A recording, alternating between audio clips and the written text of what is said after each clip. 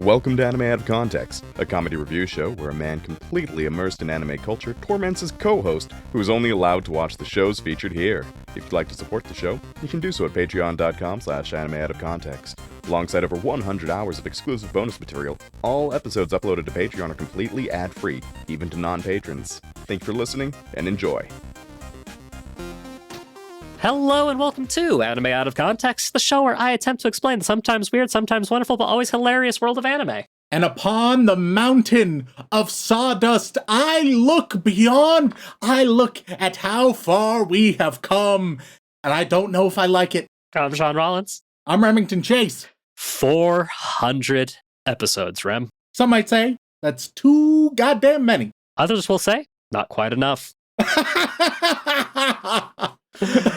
And technically we've made more than 400, but this is 400 official podcast episodes. It's a huge fucking milestone. Yeah, not counting the dozens of fucking bonus episodes that have been there, which, I don't even want to think of in just the amount of shit we have created.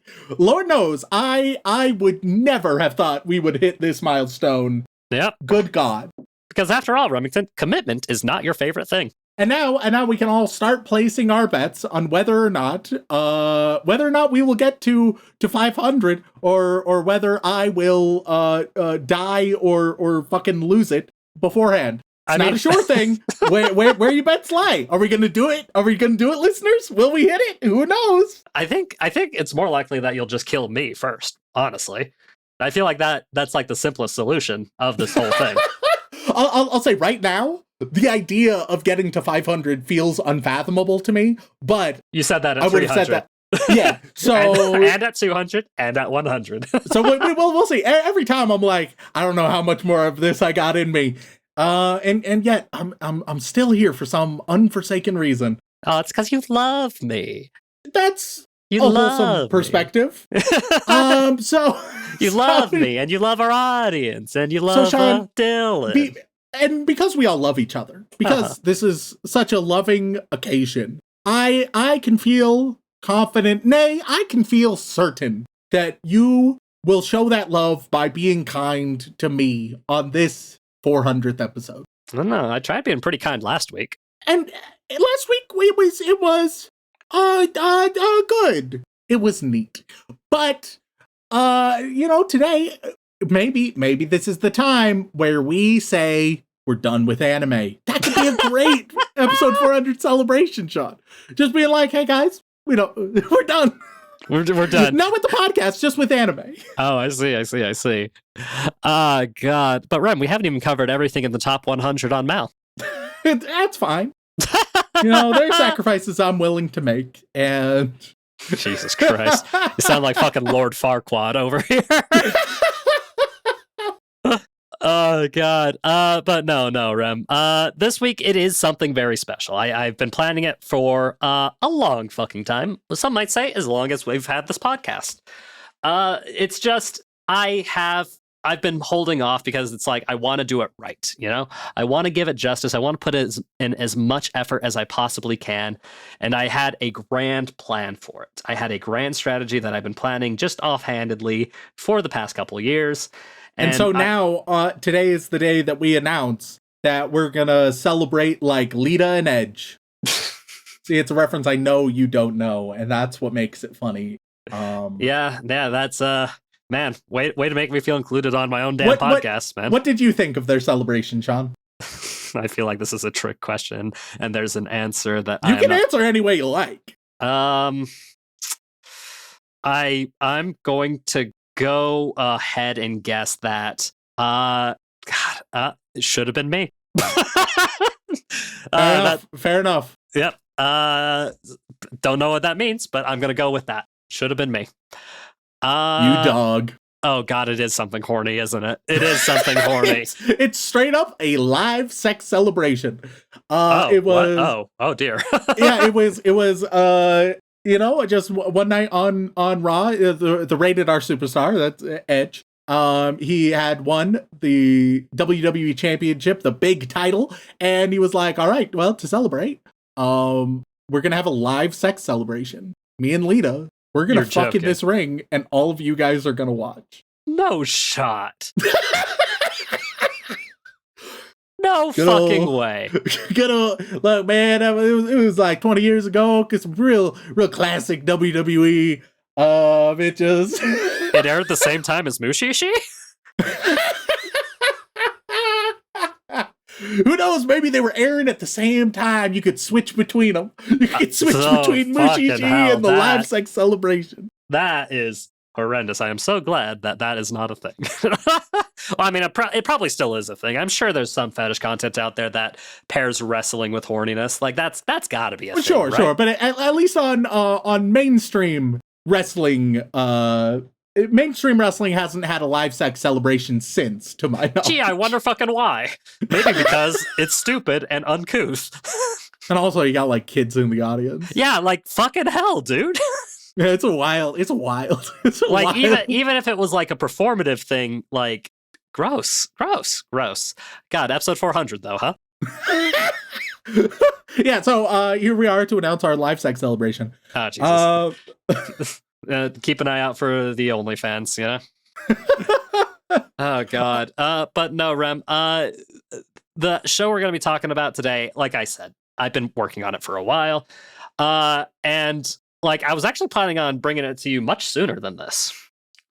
But then something happened that I could not have predicted, and immediately made me table it because I was like, oh fuck, I can't do what I want to do with the show anymore.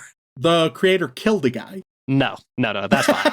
That's fine. Because like we can talk about that, and there's like, you know, we talk about creator controversy all the fucking time. We're happy to like drag somebody for both the things they do as a person and whether or not their content was good to begin with. That's fine. Yeah. The issue was, Rem, you did a little thing called guesting on Shonen Flop. Yeah. And the problem with that is, Rem, is we learned I've done so multiple times, once with you. Yeah. The problem is, Rem, is that we learned something about you that made my plan fucking pointless. Is it that I cannot read manga worth a damn? Correct.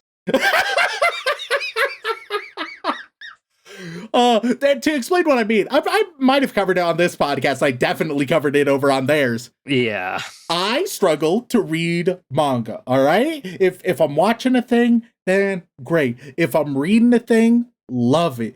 When I read manga, I don't know. My brain isn't like organized on how to process the pictures and the text, like in what order, how to flow smoothly, right? It's like a toddler's motor functions. They can do all of the individual stuff, but they can't do it smoothly and fluidly and sort of unthinkingly. I need to consciously read manga. I cannot do so in a passive way that one could just read text from a book, for example. And folks, if you ever needed evidence that he was definitely on the neurodivergent spectrum, here it is. Just in the worst possible fucking way. Hey, if I've never been diagnosed with anything, then I don't have anything. Uh-huh. Sure, it may be because I've never seen anybody about anything, but shut the fuck up. Yeah, no, I mean, much like there exists in the world a gaydar, Rem, a lot of people, including myself, have an ADHD dar, and that's definitely something that procs anytime I get into a long conversation with you and you say something buck fucking wild, like that you can't read manga.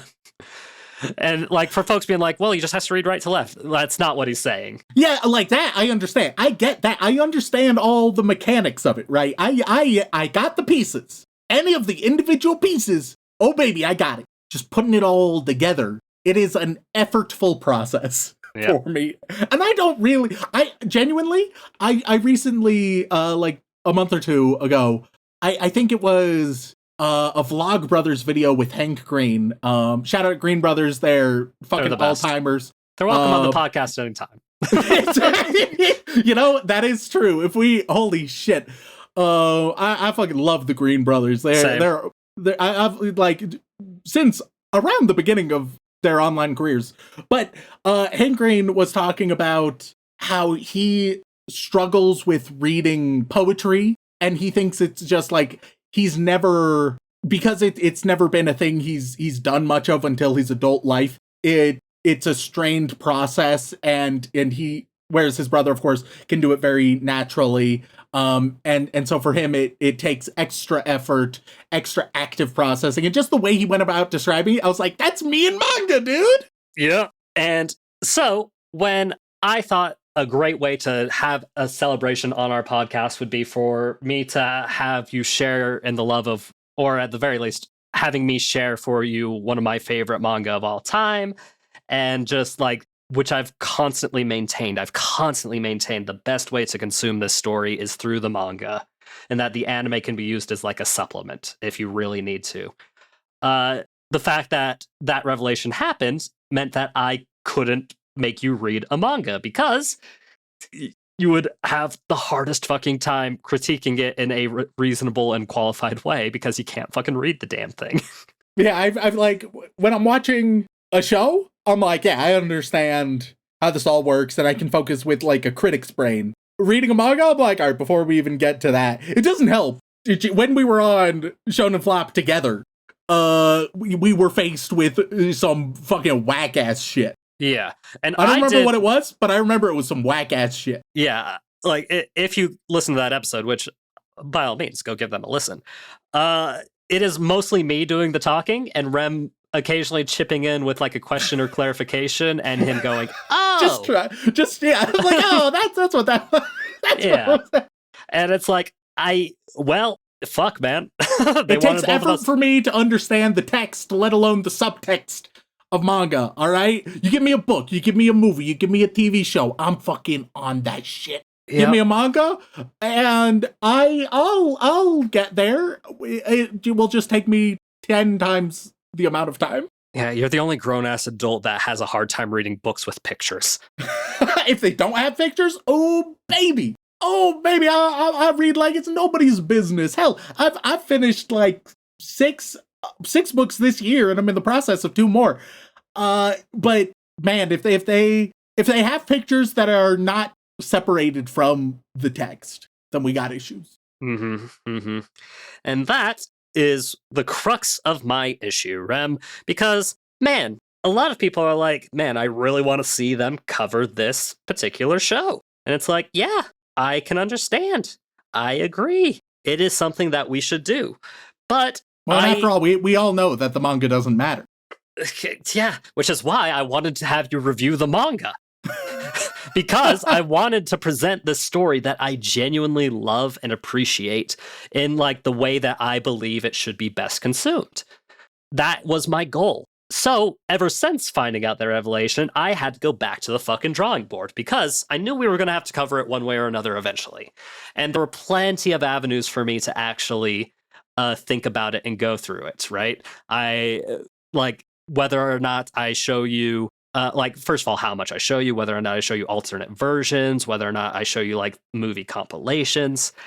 Like, it is hard for me to come up with it. So ultimately, I had to do the thing that I think is the only fair thing, and the thing that probably makes me the saddest, but it's the only way that seems fair, and it's just unfortunately the best way to get into it. And that's all I can do. That's all I can do. I just have to present it to you as honestly and profoundly as I can, and just hope to God that I don't think you're going to like it in the way I like it. That's a fact. That's a fact. I know for a fact that that's not going to happen. But what I'm hoping beyond fucking hope is that you will at least try to engage and try to at least see from my perspective how something that starts off as simply as this could eventually grow into something that I truly love and adore.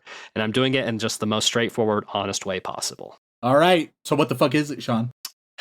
Rem, it's time to talk about my precious son, Luffy. Because it's episode... What about waiting till good old episode 1000 and where we cover it all? I mean, That's bound to happen. Just give it another 12 years. yeah, nope, can't do it. Can't do it.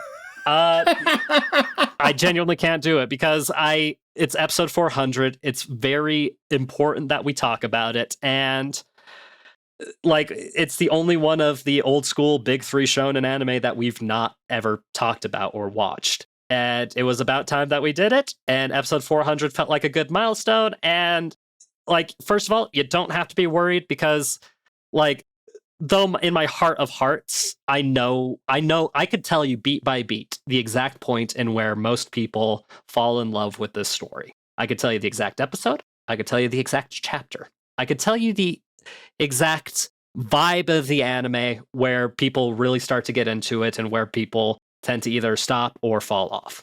I could tell you all the flaws of this show. I am hypercritical of this show and this manga to the extreme because I love it so much. And is it a perfect show? Fuck no, dude. Of course not. Of course it's not. But it is a show that is genuinely special and means a lot to me and millions. And that's not hyperbole. I mean millions of people.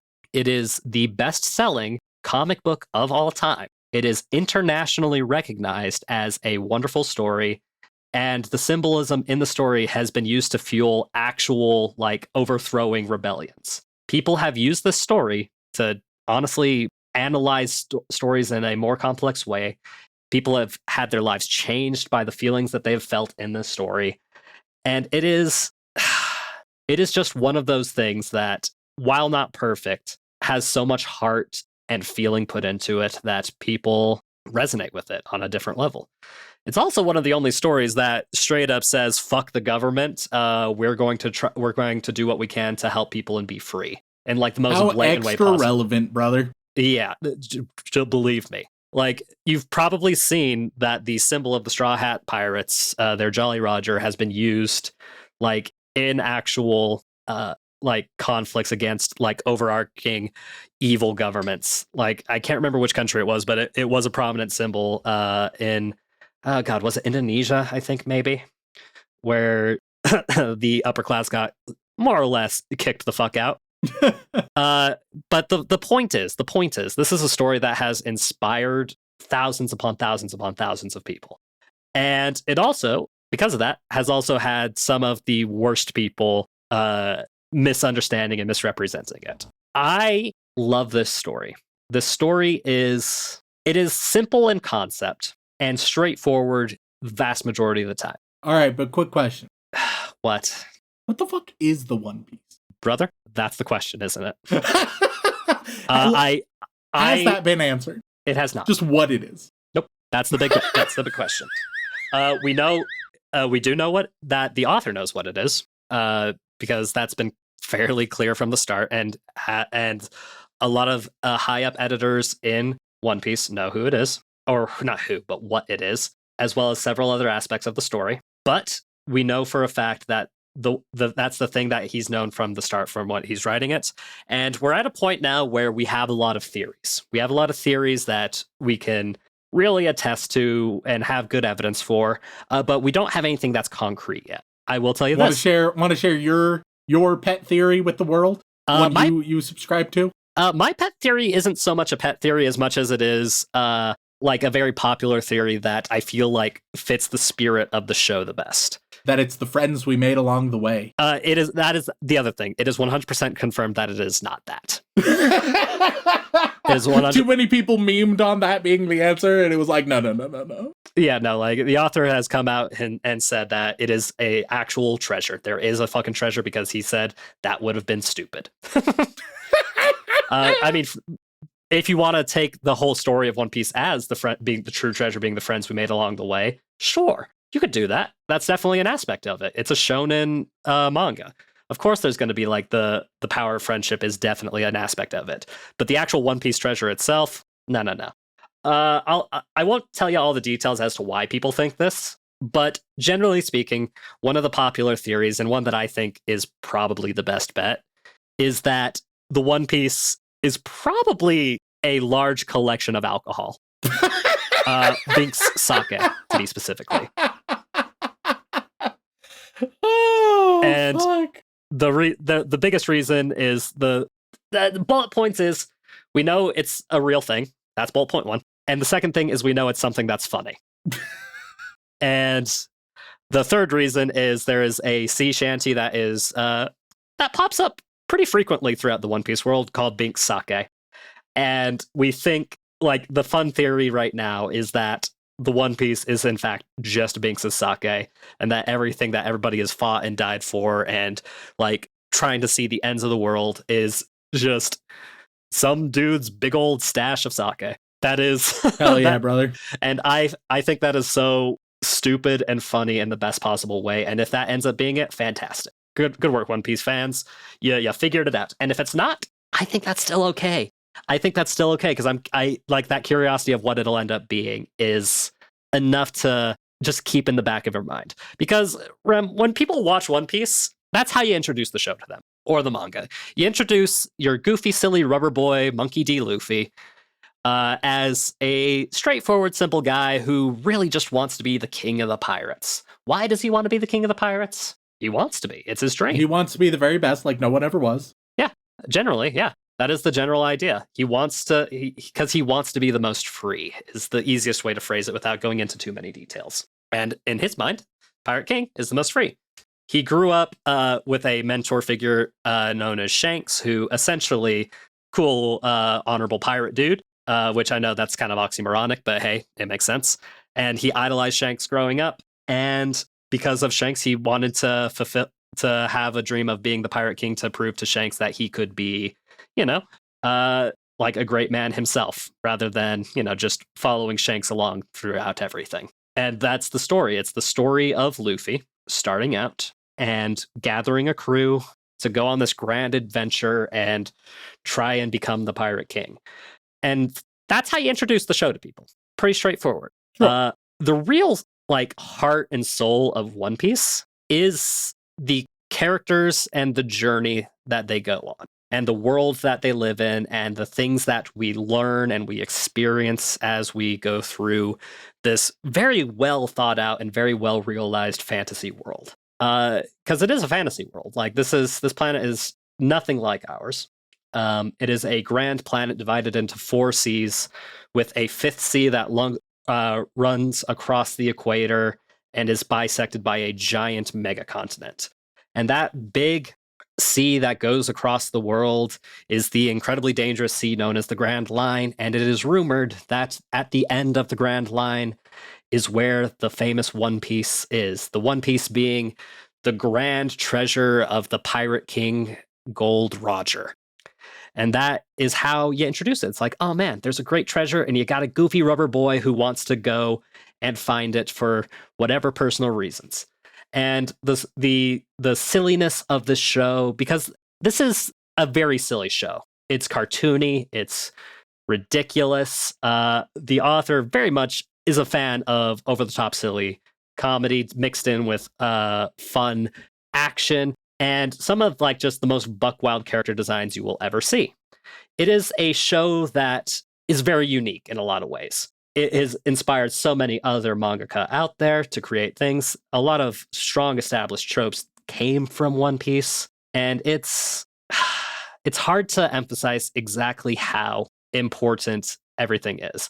And this show, on several occasions, has made me laugh. It has made me cry. It has made me angry. It has made me feel the whole spectrum of human emotions. So obviously One Piece, it's one of the all-timers. It's Plenty of Weebs #1. There's a billion episodes and Weebs, Plenty of Weebs, endless Weebs are completely worth it, etc., etc. I think the question that's on everybody's mind, it's on the listener's mind, and of course, it's on my mind. Especially looking at this big old elephant of a show, right? Mm-hmm.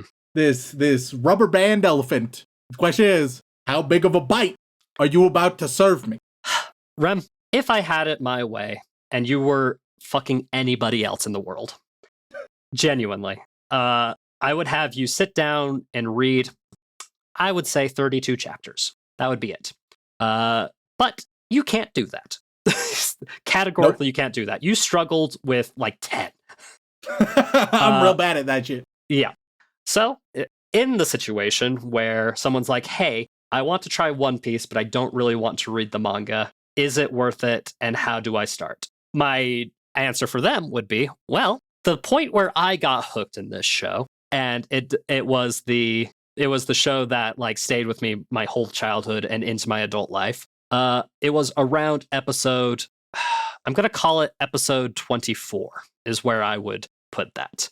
Right in the middle of the Bratier arc. Now, for some people, that's about where it is. For some people, it's a little after in the Arlong Park arc. And some people, they fell in love with the show from episode 1. But that's about where I put myself, because by that point, there's enough going on and enough intrigue and enough complexity of character to make you, at the very least, curious to keep going for a little longer. Then the next arc hooks you in, and you think, oh man, that feels a little better than the last. And then you get closer and closer to actually entering the Grand Line to start the real journey for finding the One Piece. And then by that point, most people are pretty damn hooked and are willing to just watch an episode or two here and there casually and just go through it. Some people will binge the fuck out of it. I have a friend who caught up in just 3 months, which is insanity. That is a lot of fucking One Piece, and my God. It's why I always tell people to read it. Reading between the lines a little bit here, it sounds a lot like 24 is the answer. That would be my answer if I wasn't trying to genuinely and honestly connect with you. Because I know who you are as a person. Yeah. And commitment is not something you're good at. You say 400 episodes into a podcast. Hey, Rem, I can count 2 things that you are fully committed to.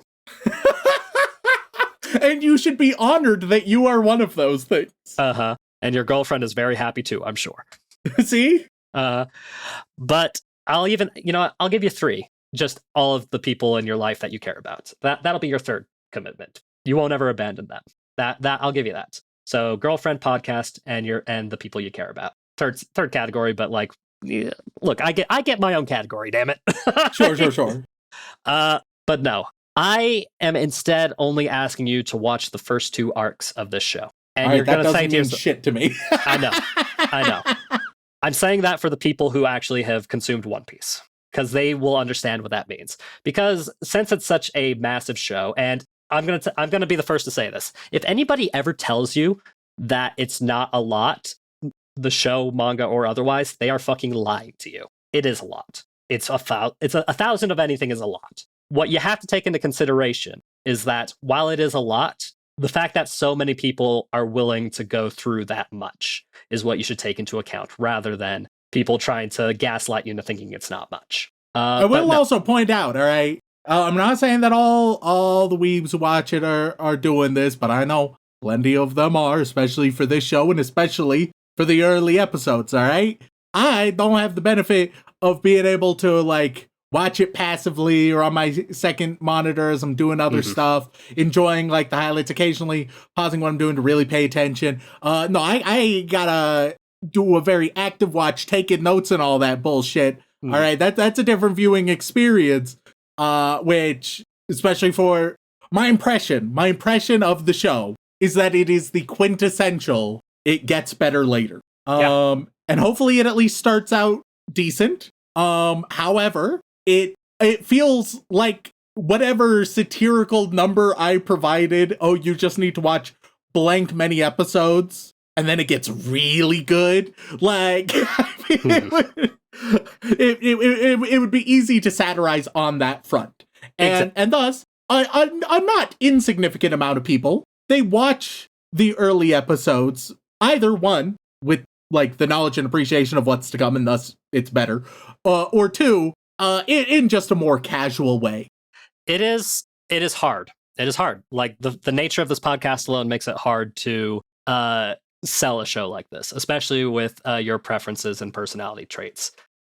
First 2 arcs. That's all I'm asking for right now. And like you said, if I say the first 2 arcs, how many episodes would you guess that is? Okay, all right. And I'll even do you a solid and tell you that the longest arc in the anime is over 100 episodes. For an arc of anything, I would say minimum episodes for something to be called an arc for just about any show would be like 4. All right. Any less than that, and calling it an arc is a bit of a stretch. That's just like what a couple episodes were about. are focused on. And obviously maximum is in the hundreds. Verse 2, the way you're talking about it, it will be less than 24. If it was 23, you would just say +1. So Yep. I'm gonna say that it's gonna be around 16. Okay. And if I told you that, how would you feel? Be honest with Well, me. Shaun, I'd feel many things, but because this is episode 400, and because I know how much you love the show, I wouldn't say any of those things. Gee, thanks, buddy. I would just keep them on the inside Uh-huh. for you. Okay. Well, Rem, you guessed too high. Oh! Genuinely, Rem, because I'm trying to connect to you on such an honest and genuine level right now, which I rarely fucking do, even for shows I love, because, like, I know it's going to hurt me more often than not, but, like, there's just something special about this show to me, and, like, and I'll tell you this right now, One Piece anime, not in my top 10. Not even close. Holy shit. No. The One Piece manga, though. It's very fucking up there because there's so many things that the anime does that I flat out dislike and hate. Most of them are later on, but there's one or two things in the early episodes that I just didn't vibe with as much. But all in all, it still has the spirit and feeling of things, so it's more acceptable. That's why I tell people to read the manga. But no, Rem, the first two arcs. The first arc is one that's simply called Romance Dawn. It's the beginning of the story. And it's just an introduction to Luffy and Zoro. That's all it is. How they meet and how they start their pirate crew. The second arc is called Orange Town, where they properly meet Nami, as well as the first villainous person using a devil fruit. Each arc is categorized by location, because that's the easiest way to keep track, because it's a journey story, so from place to place is an arc, is usually how it goes. Those two arcs, altogether, 8 episodes. Oh, okay. That's a reasonable amount of episodes. Correct. Yeah. So the first 4 episodes are the first arc. Next 4 episodes. So yeah, 3 episodes are technically Romance Dawn for the anime, whereas the 4 through 8 are the Orange Town arc. But there's definitely some overlap in 4 that could go in either one. Essentially, they do a lot. Like these first handful of episodes restructure the manga a bit. Like, our introduction to Luffy in the anime and in the manga are completely different. In the manga, we get to meet him as a kid and meet his mentor, and it's a very stark and shocking opening. In the anime, we get to meet him when he's already set off on his initial journey. That's, like, the biggest difference, and, like, I'm going to tell you right now, the reason that they do it that way is because in the first chapter, our introduction to Luffy is him stabbing himself in the eye. That's rad as hell. Yeah, but this was 1999. And Cowards! And anime censorship is fucking rough. So I'm going to at least show you the first page of One Piece so you can have an idea of how we were introduced. Because, like, you can't read manga, but I'm hoping upon hope you can look at, like, the first page or two of it and at least understand how we're initially introduced to my precious son, Monkey D. Luffy. It's a great introduction. Let him stab himself in the eye, you cowards. Yeah. Eventually, later on, when they reanimate some of the early stuff, they do show that part. But in 1999, would not allow it. Not to mention, like, if the normal anime couldn't get away with it, imagine how fucking awful the 4Kids adaptation is. Yeah. No, I want that in a 4Kids dub right now. I want to see what they dub it over. I want to see just what they do with it. Like, Yeah. they have to include it, but what do they Yeah, it would but be. how do they handle it? They'd probably edit out the knife and like just like cut away and say some No, cheesy cutting thing. away not allowed, all right? No. I want them to include it, but they can put visuals over it and they can change dialogue. And good luck. Yeah, look, man, considering that, like, the most infamous image of the 4Kids adaptation is this. Yeah, that totally isn't a gun he's pointing at him, is it? It's a blonde guy with a bonk gun? Yeah, that is genuinely in the show. I don't know what they're trying to do there. Just make it not a gun. Okay. I think having a kid just wildly stab himself in the eye is a great character introduction. That's a top tier character introduction. It is. And that's one of the issues. Especially being like, hey, look how tough I am. Kid stabs himself in the eye. It's beautiful. Great. Yeah. And it gives you an idea of who Luffy is even as a young kid. The introduction we get is like his introduction in chapter 2. Like he's fully set off on his journey, and like it's still an okay introduction because it characterizes him a bit, but it's not as punch you in the face as seeing this kid stab himself to show his resolve for wanting to join a pirate crew. Yeah. But either way, that's what I have to work with, because 4 pages I can get you to read. That's fine. Anything more than that, I don't have faith, unfortunately. Like, if I could just have you read the whole first chapter of One Piece, like all like 20-something pages of it, and somehow we could make a full episode out of it, maybe I would have done that, but that's just not going to cut it. That's just not going to cut it for episode 400. So I don't know. Maybe you'll be able to get a bonus episode out of Dylan where that happens. Hey buddy. Great news. Me and Dylan have already talked about the first 100 chapters of One Piece. We just haven't. We just need to actually edit it and re-record some of it. Well, hey, just redo it. There you go, and I will take all the credit for the idea, even though it's already kind of happened. All right, and weeps. Remember, whatever I say, I am simply going to be speaking from what I have seen. All right, which, as we all recognize, is but a small fraction. All right, do not take this as something it is not. It is not going to be an evaluation of the whole thing. And so you don't need to interpret it as such. It's a fun little novelty. Oh, what will these fresh eyes think of One Piece at the very, very beginning of this grand epic? And it is a grand epic. The amount of times I've seen people start One Piece and record their journey of going through all of One Piece to the point where they catch up. Just watching how enamored people get with everything about the show and pointing out the things they don't like. Like, there's a bunch of issues with the show itself and even how some of the original story is handled. But the amount of attachment and fondness that people have for this franchise as a whole, like it speaks to a level of specialness that not even like the other quote unquote big 3 can really attest to, right? Like Naruto and Bleach, those have both finished, and these were often in the same group because those were the big shonen shows that came over to Western audiences, right? Why isn't Dragon Ball one of the big 3? Because it predates them, essentially. Okay. Yeah, it was the big one. Yes. It was Big Papa 1. Okay.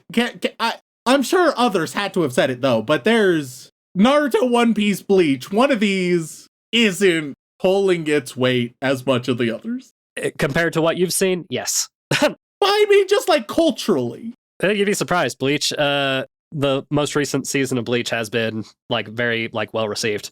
Yeah, but well, sure, well received is different than Bleach. I respectfully, it's not on the same tier as a One Piece or a Naruto. Oh man, you're gonna have to tell that to all of the Bleach fans out there, especially the very vocal ones right quality. I'm just talking.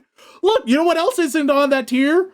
Place Further Than the Universe. All right. Place Further Than the Universe isn't quite on that level of popularity either. It's a better show, but it's not on the level of popularity. That's it. They're different criteria. Yeah. All I'm saying is one of these things ain't like the others. Yeah, like it is a completely fan-made concept, by the way. I don't know if I mentioned that previously, but sure. But back in the day, this was the thing. I think it was more relevant as they were growing up, as it were, you know, than perhaps now. Yeah, well, it's hard to say. Because as far as I'm concerned, it's like 2 absolute icons and 1 really, really popular show. It's just different. It's just different levels. And hence why it's a fan term and not like an objective fact, right? Because people have been trying to redefine the big 3 ever since like the concept got into the cultural zeitgeist. And you'll very often see people being like, oh man, this set of shonen anime are the new big 3. And it's like, all right, you said that when the last group of shows came out.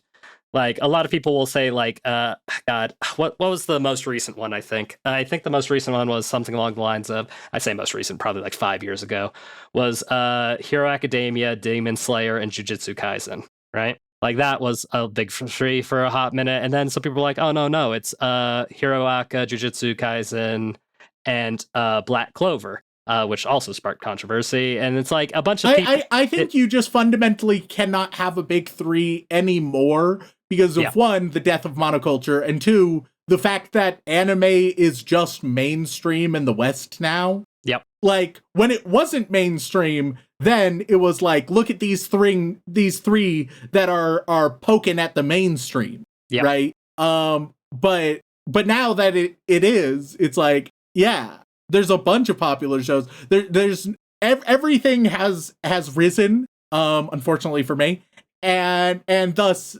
much. There's none that stand so wildly head and shoulders above the rest, at least not for years and years and years at a time. Mm-hmm. It's just not something that can really be categorized. I mean, the debates about it are fun, don't get me wrong. And watching how wildly wrong some people can be is fascinating as well. Because, like, I mean, come on, Black Clover, really, guys? What the fuck? And all I'm saying is, Bleach ain't up to snuff. It's wildly popular. It's big, but it's just not. It's not like the other.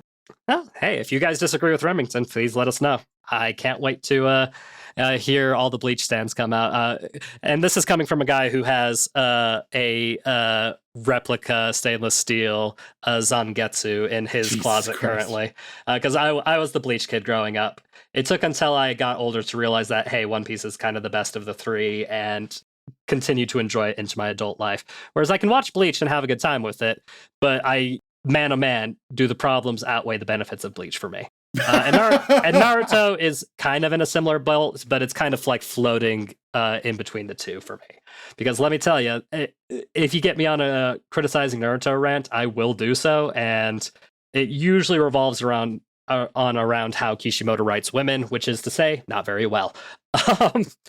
But that all being said, Rem, I've rambled on for long enough. First 2 arcs of One Piece, 8 episodes, do the best you can, and like we'll talk about it afterwards. I'm not expecting you to suddenly come in and change like perspective on shonen anime as a whole.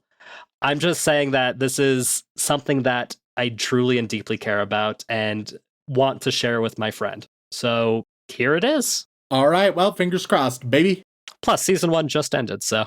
Yeah, yep.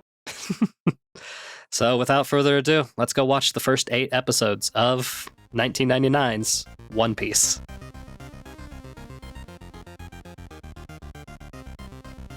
And we are back after watching the first 2 arcs of the, quite frankly, classic at this point, One Piece by Eiichiro Oda. And Remington, like, we got to start right off at the beginning. I have to put a caveat on what I'm allowed to say, because I swear to God, unless given the prompt, my instinct is going to be to compare it to the manga. So unless you specifically ask for comparisons or differences between the anime and manga, I'm going to do everything in my power to resist doing that, because I know who I am as a person, and I know for a fact that I have every single difference memorized, and whether or not that's going to be relevant for the conversation, I do not know. Like, this is one of those few shows where I think I don't say I'm an expert in most things, hence the, little warning at the beginning of our podcast, but I would call myself an expert on One Piece. So yeah, so the listeners can just know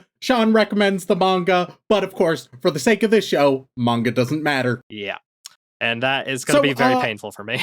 Before we delve in, especially, it's episode 400, it's goddamn One Piece. Shaun, I want you to tell me what you think I thought of it. Oh, as accurately as possible. You know me pretty damn well. You know me, you certainly know One Piece. What do you think?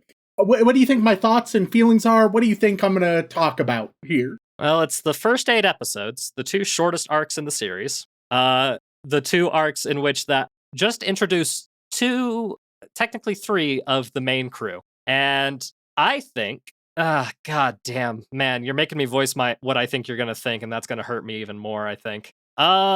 Genuinely, Rem, I think you're going to say that this is some stuff you've seen before, but also that there were some weird decisions made in the pacing and structure of the story including, like, if I had to guess, the way they introduce Nami as a character in this show, because she doesn't really have a character until Orangetown when she's, properly introduced. Those are the broad strokes things. You're gonna think that the art style is odd and different, more so than what we're used to, and I don't know. You're gonna think it was sillier than you anticipated, but probably not in a way that you would enjoy.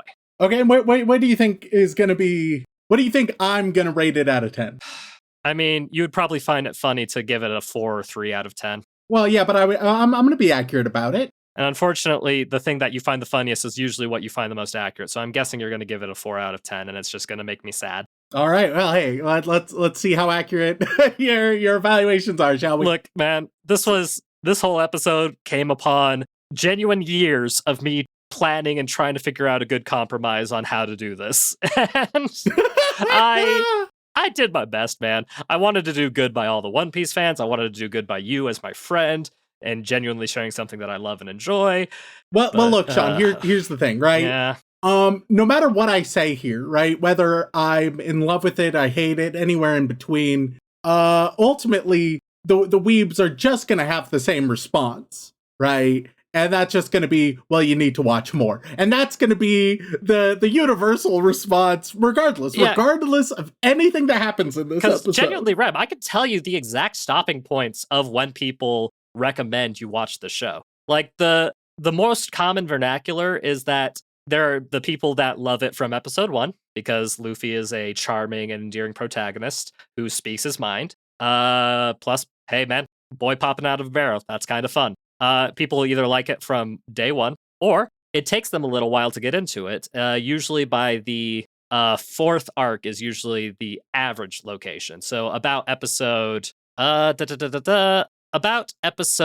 want to say around episode 20 or 21 is usually where some people go.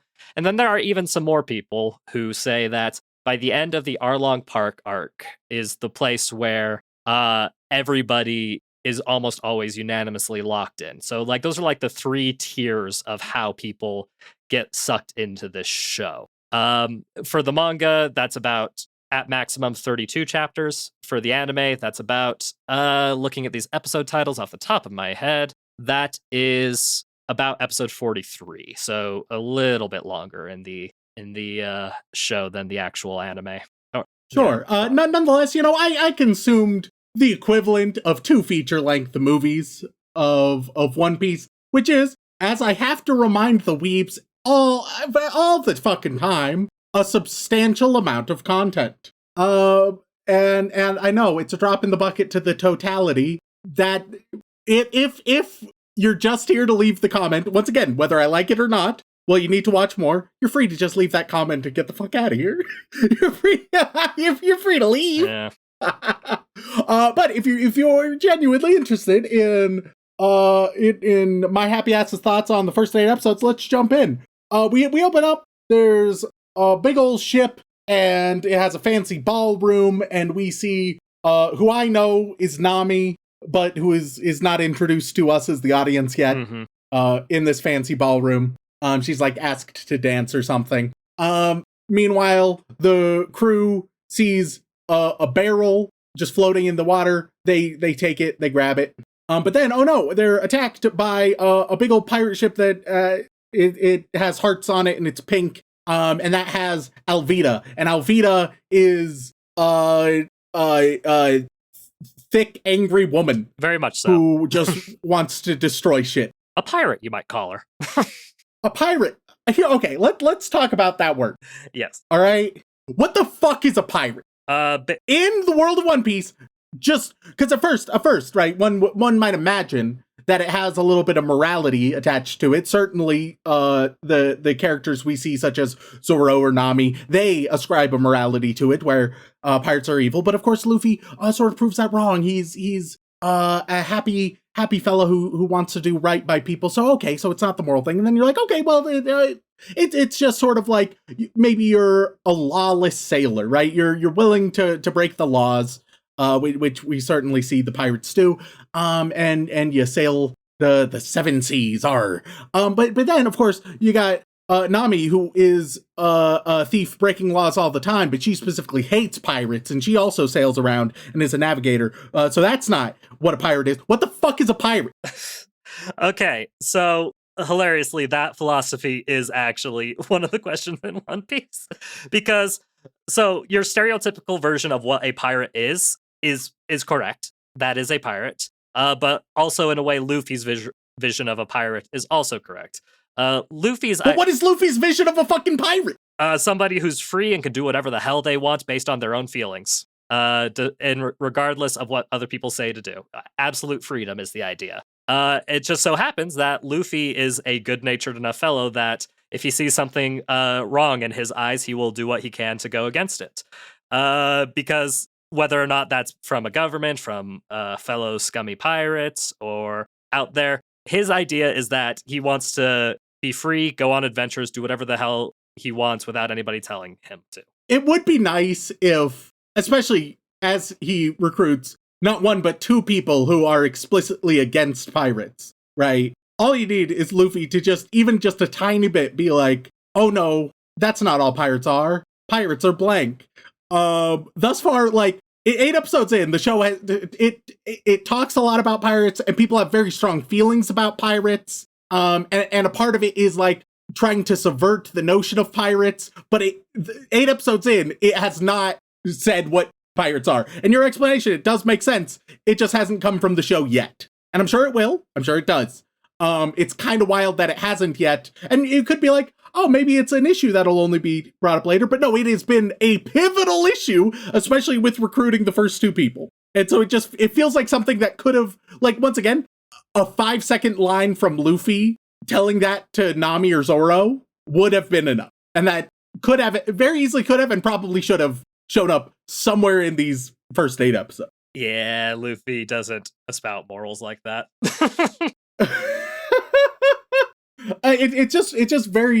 It's a strange creative decision to, in these early episodes, care a lot about what a pirate is and what they're not, and subverting the idea of them and correcting people about them, but never saying what that correction is.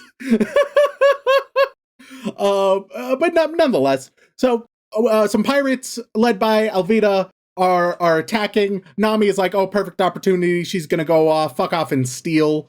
She does steal from this ship, but I don't know what happens to her treasure from this ship.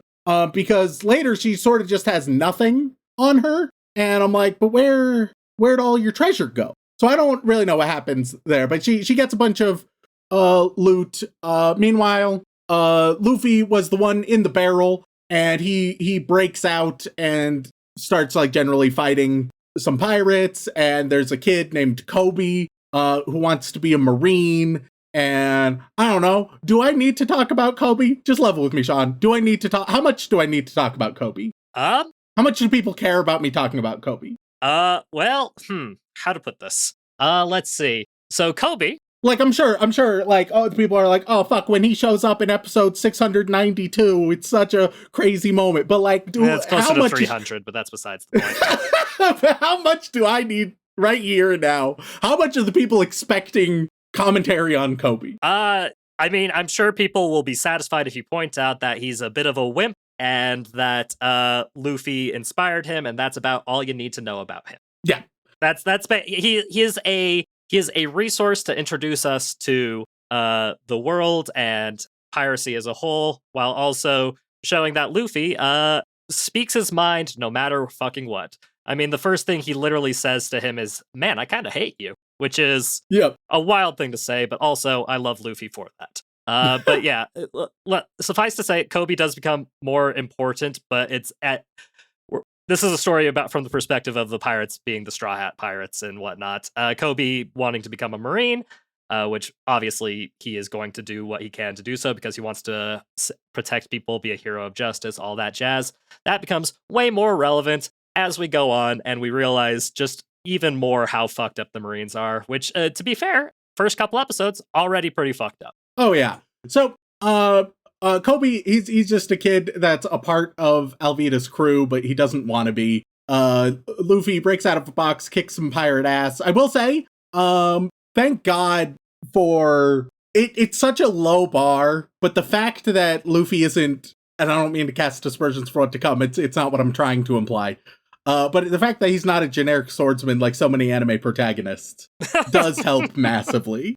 Because it's just having a different way to fight and attack people that's a bit unique and interesting. Thank God for that, right? Once again, it's not a high bar to clear, but I am happy that One Piece has cleared it.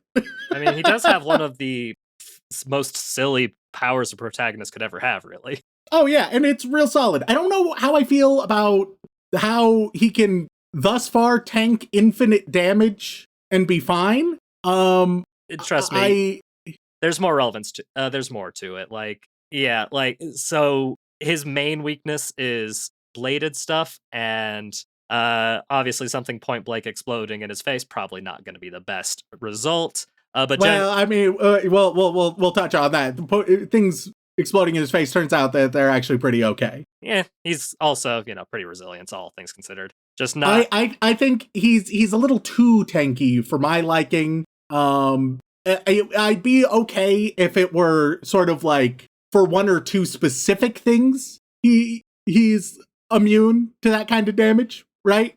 But it's he's immune to almost all damage except a small handful of kinds, and that's just a lesson, especially because like with the fun rubber stuff, I'm like, you're good already. You don't also need a tank. You got wacky mobility and offense, right? You don't then need to also add the third pillar of durability there.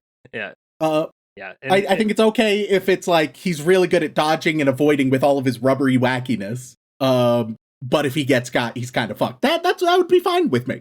And probably preferable. It's not a huge thing, but it is just a decision that I think is a little less compelling than it could be otherwise. Nonetheless, Luffy, he kicks pirate ass. He takes Kobe with him. They hear about Zoro, the great pirate bounty hunter, and decide to go check him out. Apparently, he's being held up at a prison somewhere. Episode 2, they go to that marine base that Zoro is trapped in, and they learn the town is frightened of Zoro's very name, and they're also frightened of the marine captain's name, even though he's sort of the sheriff around these parts, They see Zoro tied up very low security, very, very an easily climbable wall. In fact, a little girl climbs this wall seemingly every day, and like nobody has undone the ropes or anything, I guess. Okay, sure.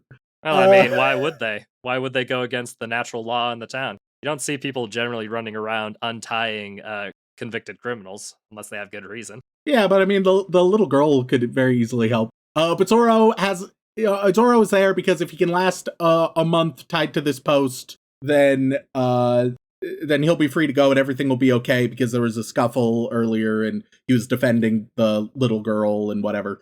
It's a kind of interesting idea where the execution is a bit messy. And that won't be the first time I talk about this in this 8 episodes where I'm like, oh yeah, that's a cool idea. But then like I think about it a little further and I'm like, especially because unsurprisingly, Zoro is being lied to by the smarmiest motherfucker alive. And it's like, well, yeah. Zoro, are you a dumbass? Are you? Yes. To answer the question, yes, he is. Look, if you're gonna rank people on smartness in the crew that you've seen, Luffy's at the bottom, and then Zoro's right above him, but not far above. They share a singular brain cell. But it feels like Zoro, even if he's not like book smarts, the impression that it tries to lead is at least that he's, at least a little bit street smart. He's a little bit savvy. Yeah, but he's also the kind of character who would bet against his own, like, prowess and durability, even against the smarmiest fucker out there. Yeah, it's once again, just kind of an odd characterization that works if you don't look too closely. The vibes are better than the concrete reality. But they see Zoro and a little girl gives him rice, but then this flamboyant motherfucker, was he named Nepo? Was he literally named Nepo? Pretty close. His name is Hal Nepo. Okay, so good old Nepo baby over here. Yeah, no, I mean, you're not wrong. Who's like, my papa is the captain of the guard. And he's taunting Zoro, and everybody hates him, and he's like, little girl, you could be executed for feeding this prisoner. And then it almost implies that he orders her to be executed, but actuality, he just orders her to be thrown out, and it's like, oh, she intended to die there? Because like she easily could have if Luffy didn't catch her. But then as we learn later, no, he deliberately, despite him being hyper villainous, he didn't want to kill the kid. And he thinks that's too villainous. Okay, kind of awkward, messy once again, but we establish a piece of shit fella, so sure. Yeah, and look, you need to have at least one crumb of redeemability because he is also relevant later in the story, believe it or not. He needs a crumb of... Really? Him? Well, hey, Oda doesn't waste characters. I'm just going to put it to you that way. Well, yeah, but that doesn't mean they all need to be redeemed. No, well, most of them aren't. It's just like he actually had plans for him down the line is all. For this fucker? Yeah. Why? Well, it's hard to explain without going into spoilers. And again, Jesus like I said, Christ. super fucking minor in comparison. Sure. So Luffy saves the girl and everything. We learn about why Zoro is there, etc., etc. Nepo Baby tells his dad, Captain Morgan, about what's going on. It's Axe Hand Morgan, and you'll be surprised to hear he's got an axe for a hand. Correct. Hilariously, including the handle. It feels like you could just have an axe for a hand. But he does have a flesh handle also sticking out that he'll grab with his other hand unnecessarily because it's attached to his arm. But, it makes it a little weirder. So, sure, why not? I'm down for shit to be just a little bit weirder just cuz. That is One Piece in a nutshell. I'm going to tell you that right now. And I suppose it's worth mentioning at this point, undeniably, the art style and sort of character designs are unique and interesting, and it's nice that they're different, right? They're vivid, they're memorable. The men get more variety than the women, but there's some fun stuff there. I think we've seen 4 women with the same face. Mm-hmm. So Captain Morgan actually hates his fucking kid, turns out, which is it's a missed opportunity, if anything, right? Because we got this flamboyant Nepo Baby who has apparently been spoiled his whole life, but now in his first interaction with his father's like, I've never hit you, and then he hits him and is like, because you're weak and pathetic, and it's like, oh, okay, I'm actually not understanding how this dynamic works. He's been, I guess, spoiled his entire life until the moment we see them interact at all. If anything, I think it'd be more interesting to have a more traditional Nepo dynamic, but with the just added twist of this fucking warlord being like, my smarmy son is a fucking angel. How fucking dare you? He's the best of us right there. Meanwhile, smarmy Nepo fuck is being a piece of shit, right? That would be a more like fun dynamic, and it would be more interesting. Whereas what they have, it is both like bland and kind of just goes against the only thing they've established there. And it's like, oh, okay. So I guess Captain Morgan is the only one we need to worry about, and Nepo child no longer matters, which it's like, Nepo Baby didn't need to be a threat by any means. But it's fun to have him be a smarmy asshole with secondary power, right? Indirect power. But then they just sort of remove that entirely before it even gets going. Luffy shows up, breaks a giant Morgan statue, and everyone gets pissed off about that. Captain Morgan is like, all right, fuck you, and also let's execute that kid. Luffy runs off, takes the Nepo Baby to find Zoro's swords, meanwhile Kobe frees Zoro, Luffy gets the swords, Kobe is found by Morgan helping out Zoro, and all of the Marines fire on him, but Luffy tanks all the bullets and blasts them back. And all that's episode 2. Episode 2 is a bit rushed. It's a little bit rushed, if I'm gonna level with you. There's other episodes that we'll get to where they could have picked up the pace. This one needed to slow the fuck down. It has interesting stuff going on, but it's not developing it. And it could. It so easily could. Right now, it's like it has potential, but it is confused on how to handle its potential, right? Episode 3, Zoro gets his swords, and he gets freed. He kicks some ass, of course. Look at this boy with his 3 swords, including his mouth sword, which at times you wonder, how does he use his mouth sword? And it doesn't really ever clarify. It just sort of like, well. but yeah, it's just like vague slash animation. Don't worry, he did it. And it's like, it looks cool for him to have that sword in his mouth. Albeit, like, surely you'd want a thinner hilt. Like, his mouth is full of sword. Yeah, fun fact, Zoro's also just quite the ventriloquist. Yes. So he's freed, he kicks some ass. Then it's Captain Morgan versus Luffy. And the Nepo baby threatens Kobe, but Luffy saves Kobe. And then Morgan attacks Luffy, but Zoro saves Luffy. They easily kill Morgan, and the Marines are grateful. They fucking hated Morgan. They're like, oh, thank God.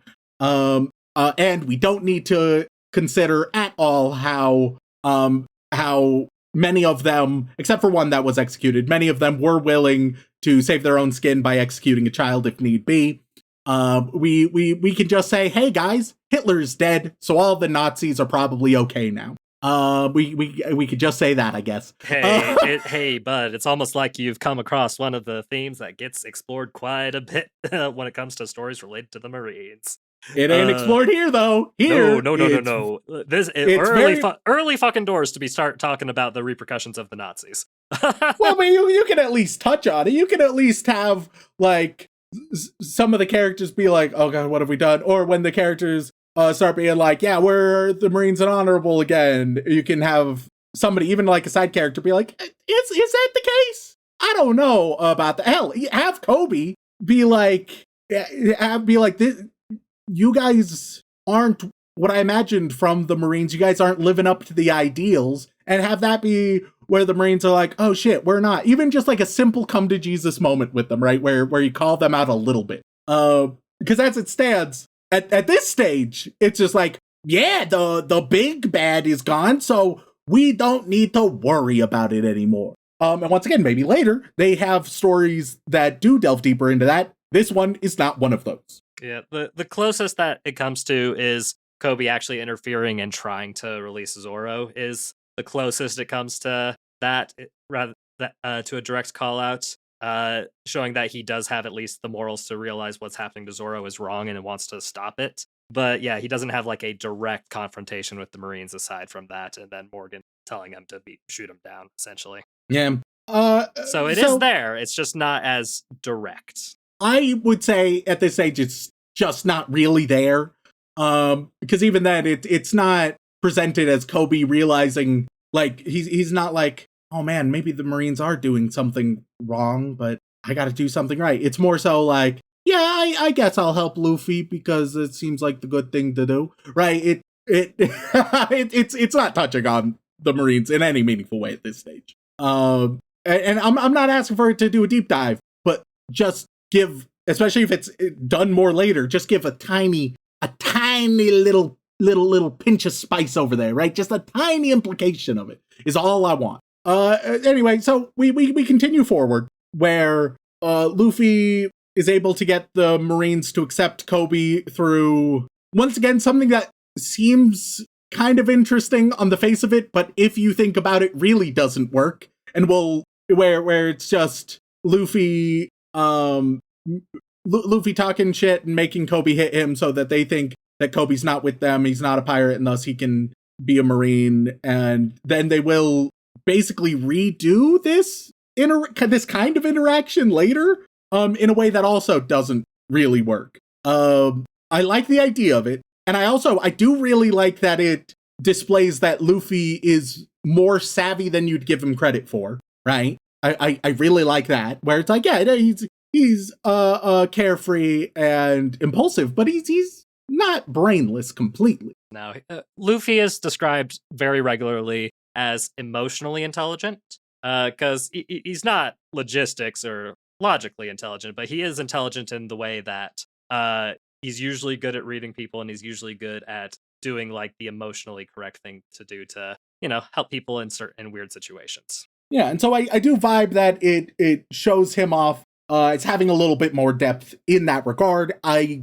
don't think that the interaction stands up to scrutiny, but conceptually it's solid. And I feel that way about a lot of different sort of plot beats and that we hit throughout these 8 episodes. I like what it's going for, right? I'm like, oh, yes, here we go. But I do think that the execution is often lacking. The Marines accept Kobe.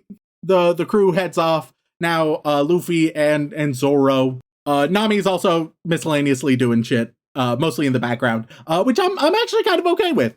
You thought I would call it out as a negative? No, I'm fine with Nami being a relevant background character for these first handful of episodes. I think it's sort of like can build some curiosity of what's going on here. You get the gist that she's a thief of some sort, stealing from pirates, stealing from the Marines. Okay, cool. But and you're like, what's she really going for? What's really going on? So I vibe with that. That's fine. Okay. Yeah, that's an entirely anime original inclusion. Yeah, I think it works. Yeah. Especially it makes it feel less sudden when she does end up joining. I think Nami's just introduction generally A-okay with me.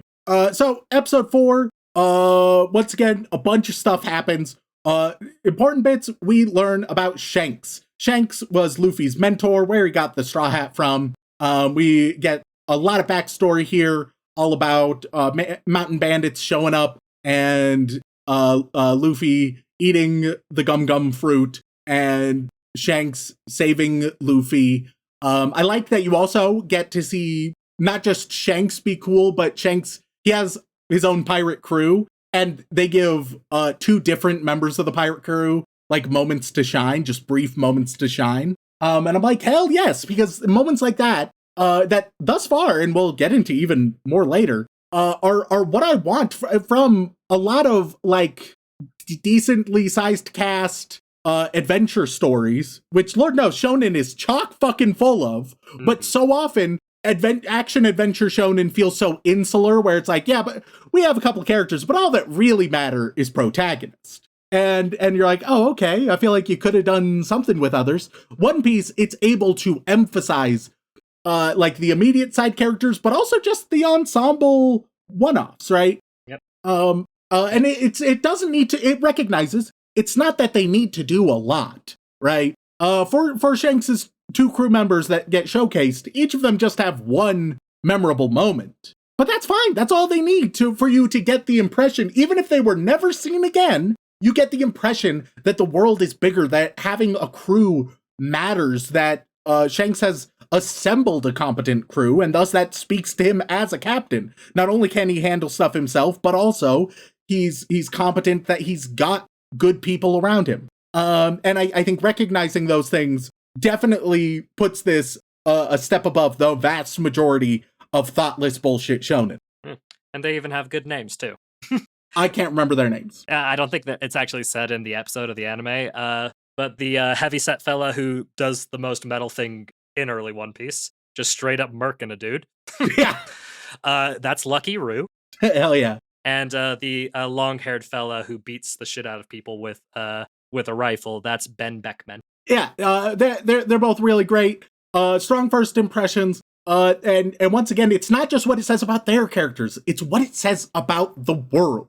You're indicating that the world is complex and full, and that there's plenty of talented, competent people within this world, for better or for worse. That's great. That's dope. I've talked so many times on this fucking podcast about shows that don't show off and showcase their ensemble members nearly enough. You don't need to do a lot.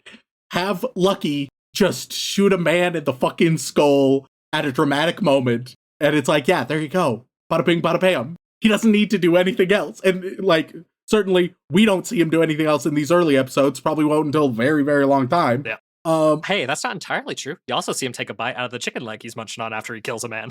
He does love that chicken leg. Yep. So eventually Shanks saves Luffy from this bandit leader, but there's a giant sea serpent rips off Shanks' arm. But then Shanks is like, bad serpent, go away, and the serpent does. Yep.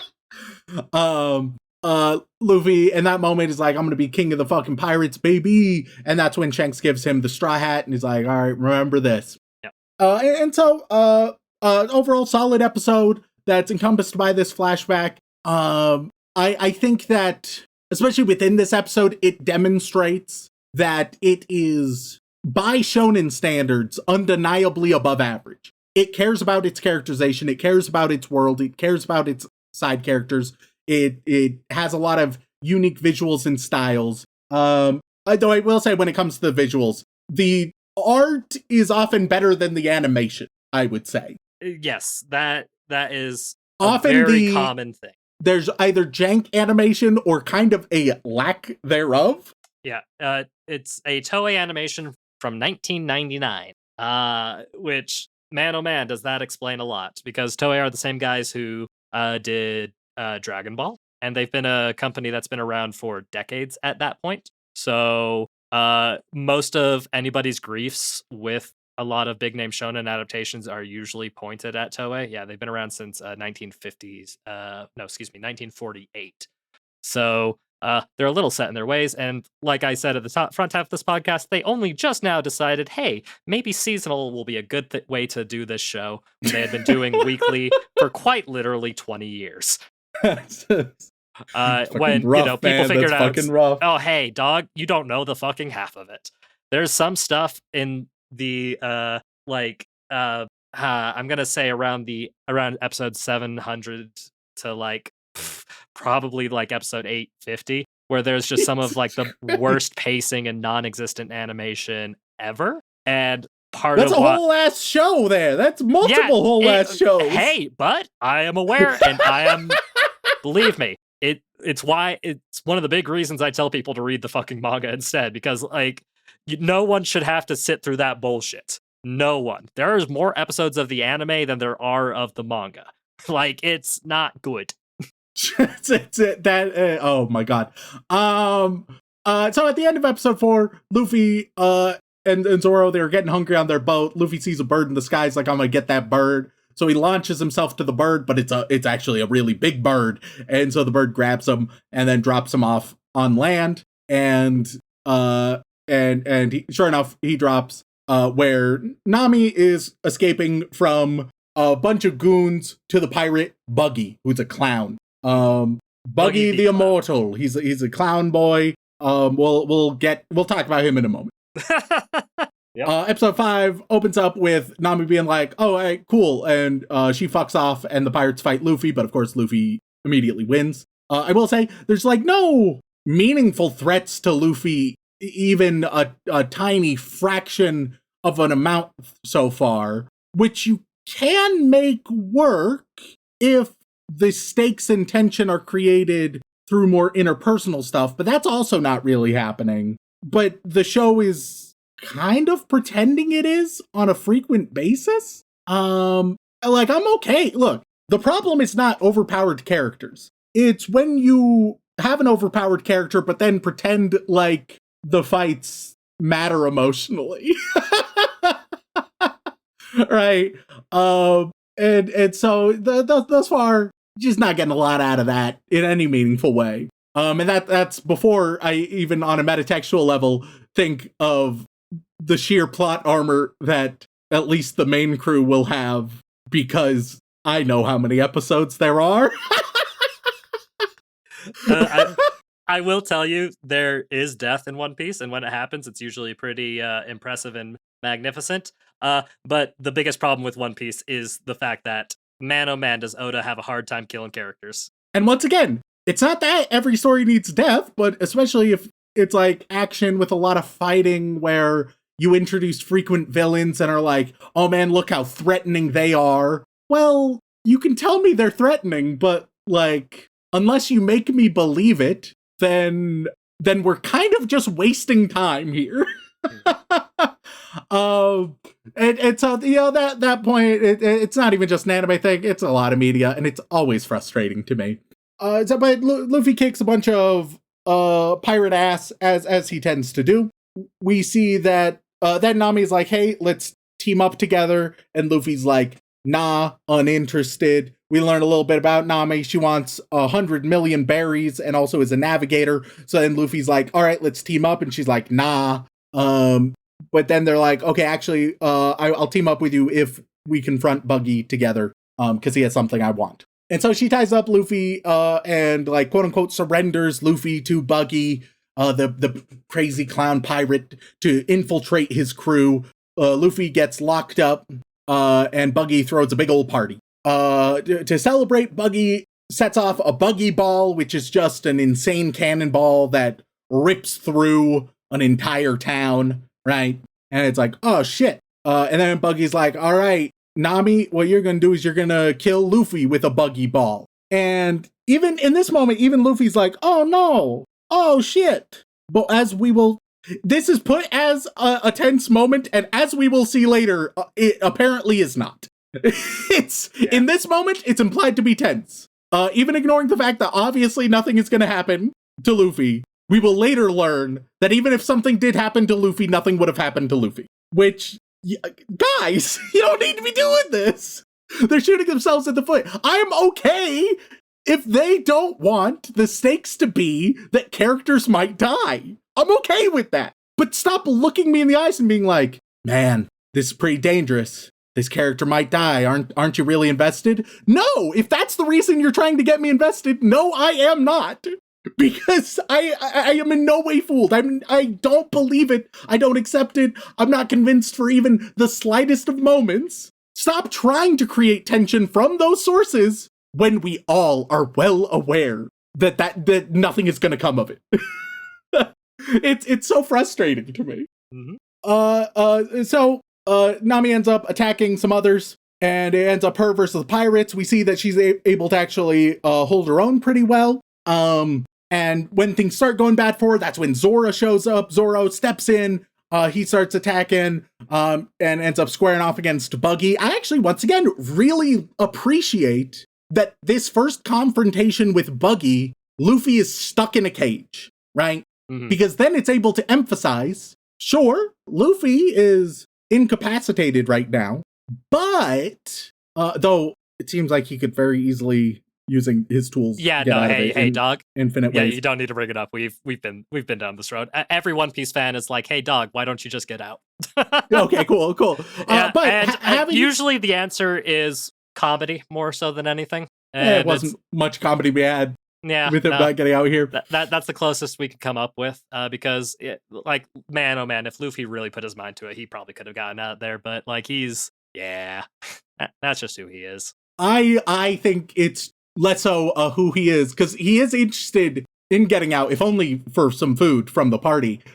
He just doesn't. I think, respectfully, Oda had yet to decide that he could do that. I don't think that Luffy's powers were all pre-planned. All right, there's a lot of figuring out as it goes, as happens in so much shonen, especially serialized shonen, where you're like, oh yeah, now they do that. And then you're left thinking, well, why haven't they done that in the many times that they ought to have before? And it just, shut up, don't worry about it. the actual answer is, I didn't think of it before now.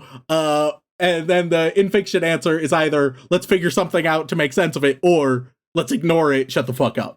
And neither is wildly satisfying. Mm-hmm. But nonetheless, being able to have Nami and Zoro show that they are capable, that they are able to hold their own versus these pirates pretty damn well, even if they don't have Luffy. Once again, hell yeah! We're showing side characters actually matter. It is not, Luffy may be the protagonist, but it's not the Luffy show. And the show is so much better for that. Eventually, through all of this happening, right? Zoro squaring off against Buggy, he slices them all up. Oh no, but as it turns out, Buggy ate the chop fruit. So he can be sliced and diced as much as he wants. He can come apart, and that's fine with him. He can come apart and float and basically force choke a motherfucker if he needs to by detaching his hand and sending it on its way. It does, once again, raise some logistical issues. Okay, he can't swim, but theoretically he would never drown because he could just like float above the water or some shit. But don't worry about it. Don't think about shit. Well, there is an explanation for that, but that comes when we start getting more frequent devil fruit users and the exact mechanics of it. But yeah, there are it gets addressed. Don't worry. If you want me to explain the exact mechanics of Buggy the Clown, I am more than happy to, but I don't feel like it's relevant for the conversation at hand. I'd agree with that. Yeah. Buggy gets the upper hand on Zoro. It's able to get a good stab in on him, right? And it's like, oh shit. But Zoro is able to sort of keep it up, fight off Buggy even while injured. Eventually, Nami and Zoro are able to aim the cannon with the Buggy ball backwards at the whole pirate crew, where all of the pirates are like, holy shit, a cannon has turned the other way. It's impossible for us to move 10 steps. Yeah. It's not lit. They have to light it. They turn it around. They have to light it. It has to the fuse has to go all on its merry way. But the pirates are all just like, oh no, we're fucked. Whatever could we do right now? Mm-hmm. Well, once again, I like the ideas we're working with.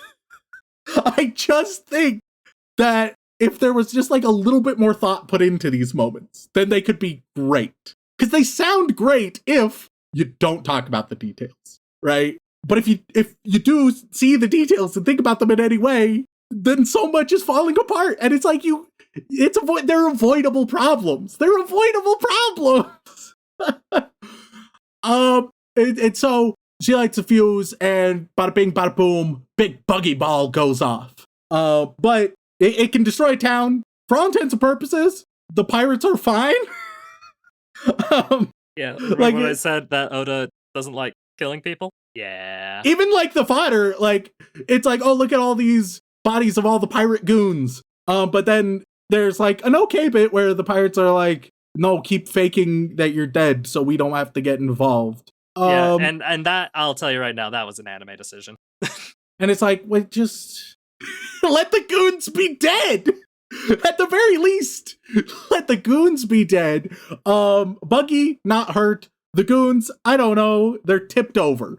Yeah, look, I'll tell you right now, there's so much implied death in One Piece, but the anime does tend to, like, skirt around it whenever fucking possible. Which is, once again, I need to emphasize, it's okay for a show not to have a lot of death. It's not okay to constantly have life or death stakes for everybody involved, and then avoid death at all costs every time. Like, if it's a story just about, like, if it's like fucking high school drama, Timmy's gonna ask her to the prom. Is she gonna say yes or break his heart? And maybe you really care about Timmy. And so you're not wondering, is Timmy gonna die? No, that doesn't matter. You're just wondering, like, is Timmy gonna be emotionally okay after this, right? Is he gonna be all right? Is true love gonna prevail?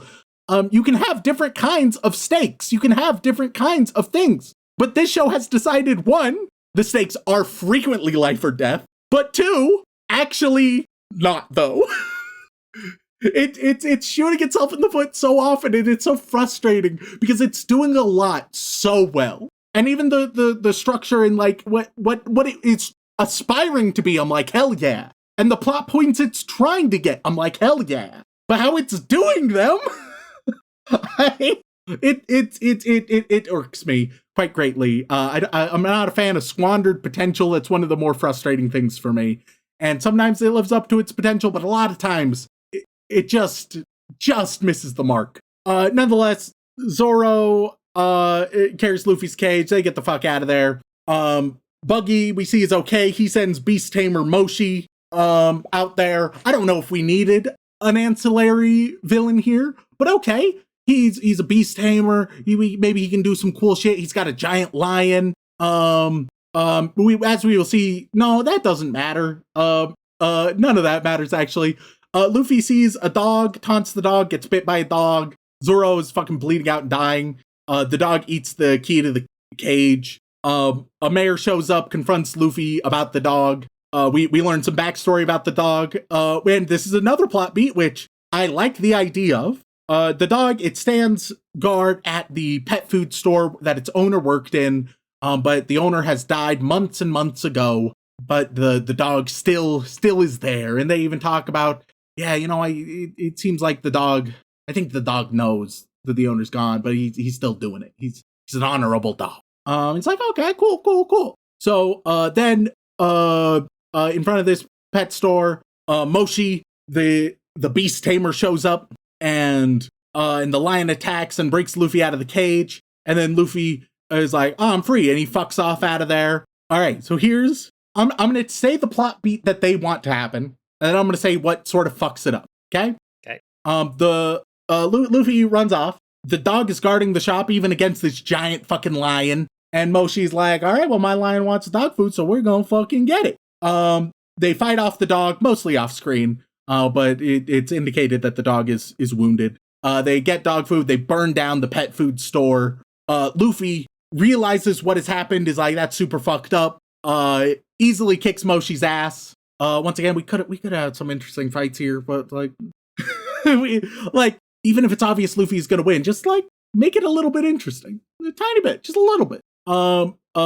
Luffy gets some dog food from Moshi after kicking his ass, and gives it to the dog that has now like lost its home and everything. And it's like, look, Luffy was willing to put himself in danger and kick some major ass just to help this poor dog out that was mistreated by this crazy beast tamer. But like, Luffy, you didn't need to run away in the first place. Yeah. You basically one-hit KO'd the big threat there. If you had stayed there for 2 minutes, recognizing a giant lion man may, if anything, eat the dog, and be like, and if anything, giant lion man is after my friend. Okay, well, I can just quickly grab him, toss him to the ground, KO, and be done with it, protecting my friend and the dog. Like, with all due respect, Luffy, I don't think you're the hero in this moment, dog. The show wants him to be, but I'm like, what the idea for these beats totally work. It could make Luffy look sympathetic and heroic, a nice little emotional moment with the dog. They didn't think it through. I mean, in fairness, he was knocked through 2 buildings to the other side. I just want him to think shit through. Just just Oda, just a little bit, because like, he didn't run away. It's just, I feel like it would be arbitrarily easy to tell the story slightly differently, and hit the emotional beats they want to hit. But right now they're struggling to do so. I if I squint, One Piece is a lot better than if I see clearly. Anyway, Buggy is getting ready to send another Buggy Ball and destroy even more. The mayor shows up, squares up against Buggy, but then Luffy steps in, knocks out the mayor's like, get the fuck out of here. The Buggy Ball is fired. Luffy just balloons up real big and easily bounces it back. Which, it could be a fine moment, but it does undermine what has happened previously. And also, it doesn't even like have any sense of weight to it. Like, it could be a moment sort of like, stereotypical Spider-Man and the train, right? Where it's like, oh, fuck, he's really powerful, but really has to push himself to make this work because of how Buggy Balls have been built up. They can destroy entire towns. But no, it's actually, Luffy just gets bigger and bounces off basically just the same as the bullets. The bullets in a Buggy Ball, equal for Luffy, as far as we're concerned. I mean, in fairness, he can't exactly inflate inside a cage and have the same effect. Well, I mean, he'd probably be able to easily break out of the cage just by inflating, if we're being honest. But second of all, then even if it did hit him, he would have been fine. But finally, third of all, the fact that it's so easily bounced off, all I'm asking, make more of a moment out of it, right? Just like it hits, it sends him, he grows big, it hits him, he gets launched backwards, he's skidding along the stones for a second as he catches himself, and then he comes to a stop, bounces it back. We feel insane momentum. We don't get any of that. If the Buggy Ball feels weak, ineffectual, and borderline meaningless. And it's just one of the show is undermining itself more. I wish it wasn't, because I like what it's going for. Thus far, it's like, okay, the show, it's doing better than your average shonen, undeniably, right? And it has a better grasp of the kinds of narratives it wants to tell, and they're interesting narratives. At this stage, however, I don't think it's able to tell those narratives well. It's like, the plot beats are good. The storytelling is often mediocre to lacking, we will say. Nonetheless, bounces it back. Buggy sends in yet another guy who he's a trickster swordsman on a unicycle. He fights Zoro. He fights a little dirty. Zoro kind of just tanks shit. Could be interesting, but they don't do enough with him. And so sort of just left with a shrug on that one. Again, similar to the Beastmaster. We could be doing neat stuff. And for some reason, we're deciding not to.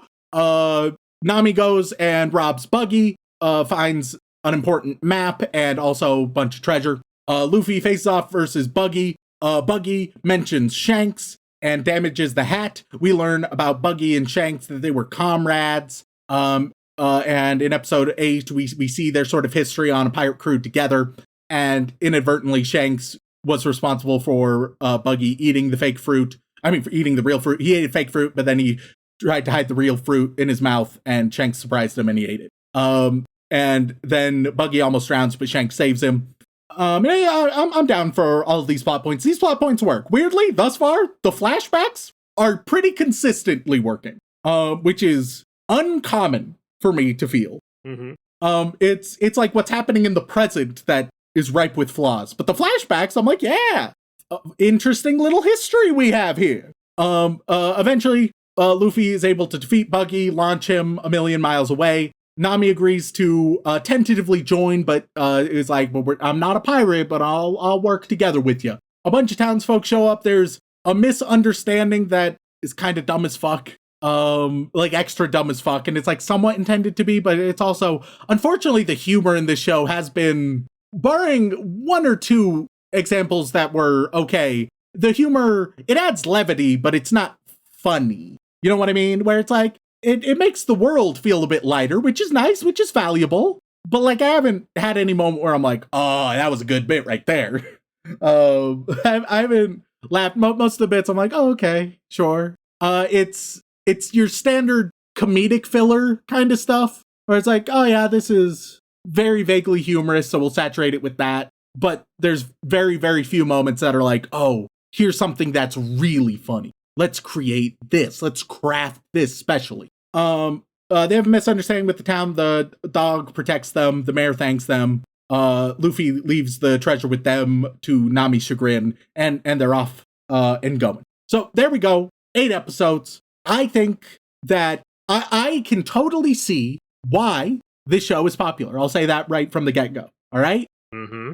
Because this show is not sawdust. It's not. It is, it actually has heart and soul. Now, it's messily handled, and it seems like their ideals are a bit beyond, at least at this stage, what they're currently capable of doing and accomplishing and succeeding with. But though, I can imagine that as it sort of figures out what the fuck it is, as it figures out how to perhaps write a little bit better, right? As it's able to reach closer to the ideals it has and to the stories it's trying to tell, I can easily see it getting a lot better and actually getting very good. I think in these early stages, it's rough, but with potential, but it's not the kind of potential where it's like, oh, you're absolutely screwed, you didn't live up to it, there's no hope for you. It's like, okay, you got something here, and you can learn the rest. You can learn the things you're missing. All right? You understand the story beats you want to tell. That's valuable. You understand how to build a world beyond just one or two characters. That's special. It's just those little details that are learnable that One Piece needs to work on and improve upon. Thus far, within these 8 episodes, I didn't even have a terrible time, despite the flaws. These first 8 episodes, I would label as watchable. They were decently crafted, but also fairly vacuous. I was never left with any real emotion to speak of. I wasn't, like, laughing out loud. I didn't feel tense at any time. There wasn't a lot of adrenaline pumping through. No great sense of intrigue or adventure at this stage, because thus far, it's been 8 episodes of surprisingly competent exposition. which I also understand is more or less all it would need to be for most people. Where it's like, yeah, this is good enough that I can keep watching, and if it gets better, then fantastic. It's not a show you necessarily need to fall in love with immediately if you have the time to spare. So yeah, that's overall where I land on it. Interesting. Would you like to see how it compares to when you blindly rated every single arc in One Piece a year ago? Yeah, what did I say about the first two? Okay, so the first arc is called Romance Dawn, right? It's the initial beginning. It's all the stuff with Captain Morgan, Luffy, and Zoro. And you, on a tier list from S to F, you gave it a D.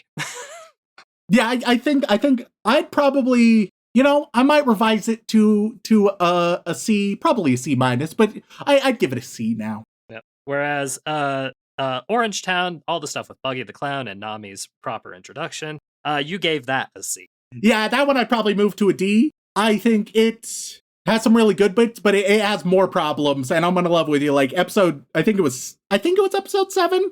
I thought was possibly the weakest episode of this 8-episode batch. I was just like, oh man. And I should correct. I said like it was like chapter 30 when people got locked on. No, it's more like chapter 64. Different. Look, I literally divided it in half in my head because I looked at the anime episode and I was like, oh yeah, I'm used to them doing a chapter an episode. But no, this is the part of the One Piece anime where they actually tried to, pick up the pace a little bit. So I was a little off in that assumption. I was surprised to get, because I was expecting, thus far we haven't had much filler at all. There been 1 or 2 episodes could have like picked up the pace a little bit. But at the same time, I was surprised that in episode 2, I was like, how are we getting a rushed episode? One Piece, you have time. One Piece, don't you realize? Don't you understand? You have the time. The one thing you don't need to do is rush. Yeah, technically the first actual filler episode, right, that never appeared in the manga is episodes 54 through 60. And that's following the weeb definition, not my definition. Yes.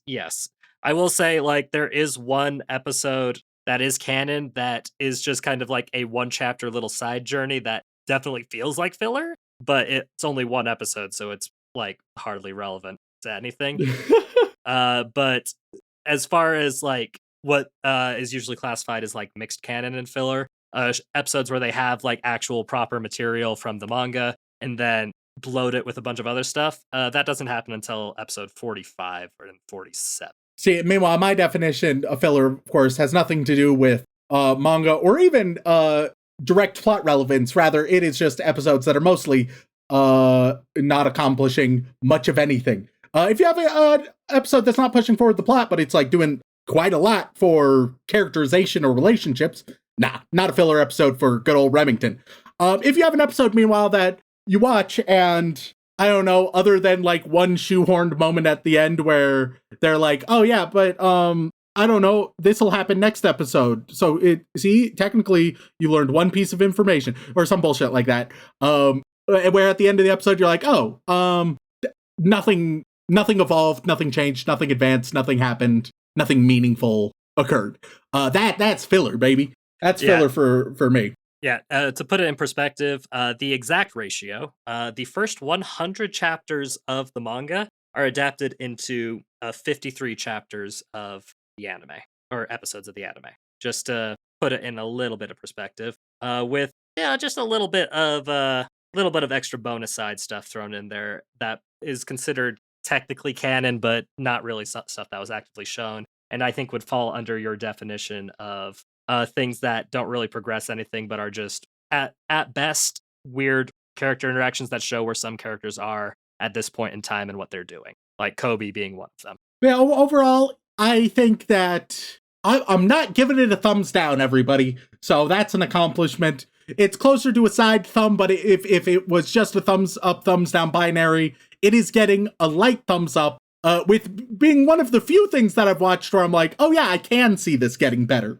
Because I'm in love with you. The vast majority of times, you fuckers are like, oh, it gets better later. I'm like, it's giving no indication that will be the case. This, I can see that. I can understand it doing so. Mm-hmm. Yeah, and that is also part of how hard it was for me to figure out exactly how much to show for you.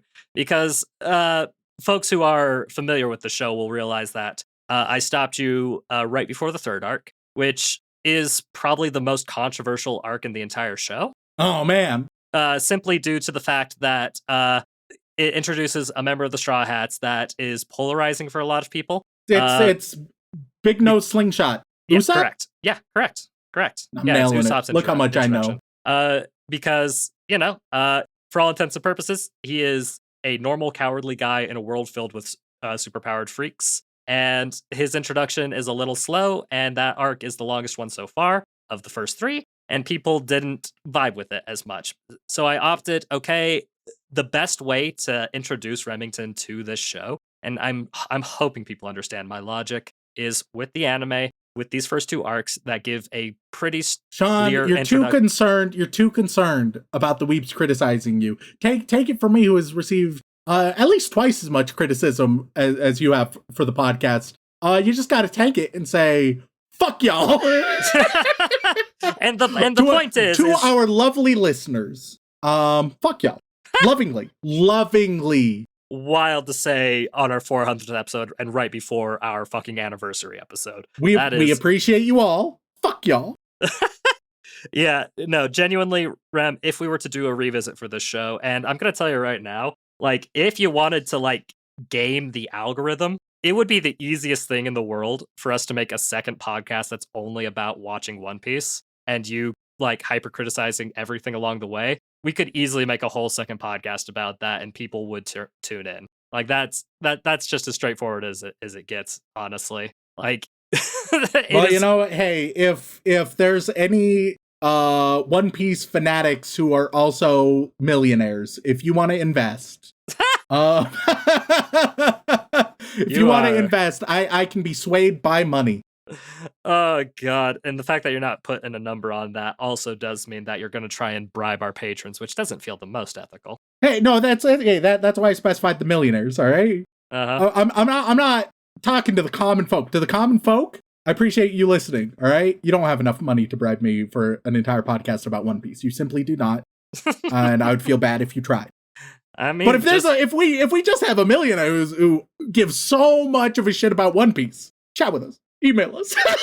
I mean, could even just do the easier option, which would just be like a live reaction watch along with you and me in a hot seat, and you actively criticizing something rather than having the time to put your thoughts together. Yeah, I mean, it still would require the millionaire to get involved. Well, hey, you're just the one throwing away money. That's all I'm saying. I'm telling you, man, it's fucking bank. Anytime somebody who has never seen One Piece for the first time gets into watching One Piece, or reading it more specifically as well, man oh man, do the views and people flood in. And I would not be surprised if this episode, our 400th episode, is the first episode for a lot of people. Though, in fairness, they might immediately tune out as soon as you start criticizing any aspect of One Piece. That oh man, and in case they haven't tuned out yet, oh man, now we can bring up Double Barrel, we can bring up Judy Hopps, we can bring up the Spoon Man, Edward E. Bottom, the Bear Trap. Guys, there's Red Pill Rollins, of course. We can bring up so much here. To introduce all of our new listeners who have just gotten here. All of these inside jokes that even many of our frequent listeners do not really remember how they started, and more can be found in the other 399 episodes somewhere or another. Our daughter Samantha, who we don't talk about much, but she's thriving. She's doing great. She's doing the best she can. Like, genuinely. Like, look, compared to who we are, amazing. She's going to be an architect. Yeah, bet you guys didn't know that. Yeah, an architect who actually studied engineering as well, so she's not going to be one of the annoying ones who make artistic buildings that just cannot stand. See, if anything, I tried to convince her to be one of the annoying ones, but she was like, no, I want it to be like at least a little bit practical. And I was like, fine. Because you like doing things for the bit, and she is more reasonable and grounded than either of us. But so Rem, that's essentially what you think. And hey, if anybody is genuinely interested in like a situation where I tie Rem down and force him to consume more One Piece, whether it's just for more episodes of this podcast or something more, you know how to email us, you know how to let us know. because if there's one thing that Rem will give into, it is peer pressure. But we know what you think about the show now. We know basically what I think about the show. What do you think the weebs as a whole think about it? This might be a tricky one for you to rate on Mal, because quite literally, there is currently only one season listed. It's one season of 1,000 fucking episodes. Yeah. Okay, I don't know, man. And let me just tell you, this is one of the animes that has some of the worst lows in animation history, and some of the coolest highs. Like, there are some late era One Piece animations that are straight up some of the most gorgeous things ever, and I can't show them to you, obviously, because spoilers, fucking duh. I can show you a video called The Breathtaking World of One Piece. That'll give you an idea of like the art and the style and the world, but that's about as close as I can get to you. But yeah, it's a tumultuous thing. So yeah, where do you think the weebs put it? All right, I'm sensing it in my loins, and I have a special method that I will reveal after seeing my success. Okay? Oh, you're banking on success, are you? Yes. My new method, I think, will nail it. I think it is 8.66. Is that your final answer? Yes. Do I have to tell you whether you're right or wrong before you give the method, or? Yes. Okay. All right. Well, Rem, currently on Mal, there is 1.5 million ratings on One Piece. Hell. Right? 1999.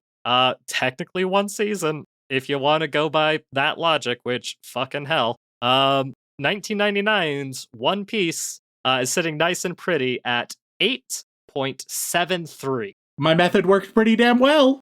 Well, are you going to elaborate on your method, or is it just going to be you felt a tingle in your loins and you felt it was right? No, that's my usual method, which also works surprisingly well. No, this time, because there was a greater degree of variance, I decided to have old RNG take a swing at it. Put it in a fucking random number generator? You're damn right I did, and as we saw, wasn't too shabby. What were the parameters? Just a number between 1 and 10? No, 750 to 1,000, which then would represent 7.50 and 10.00. Oh, I see. So you thought it was minimum 750, and then, yeah, okay. Yeah, and I'm going to send you the screen cap of the stat breakdown because, oh boy, if we're talking top heavy, we are talking top heavy. Because the breakdown of how people rated this anime over the years has varied quite a bit. But by and large, you can see what the vast majority think this anime is worth. Weirdly, this is one where, even though I certainly haven't seen it there at that level yet, One Piece is one of the very, very few anime I can understand giving a 10 out of 10, where even like with its flaws or anything, it's a grand fucking epic, Yeah. And so I'm like, yeah, that makes sense if you're like, yeah, this is, for me personally, my goddamn benchmark. That makes sense to me. Now, many other anime I can't even begin to fathom why some people are giving it 10s out of 10s. But hey, that's just me. There we go. We finally, after all this time, Shaun, covered One Piece. Hell of a 400th episode. And then next week we have a nice weird intermediary episode that's like sort of awkwardly squashed between the milestones, just sandwiched. Because I looked it up, but technically our milestone release date is like the Monday after that episode. It basically 402 is when we celebrate our 8-year anniversary. So we have 400, episode 400, obvious milestone. 402, 8-year anniversary. Lovely. 401, just kind of there. Yeah, and I thought about, do I just do the anniversary episode next week?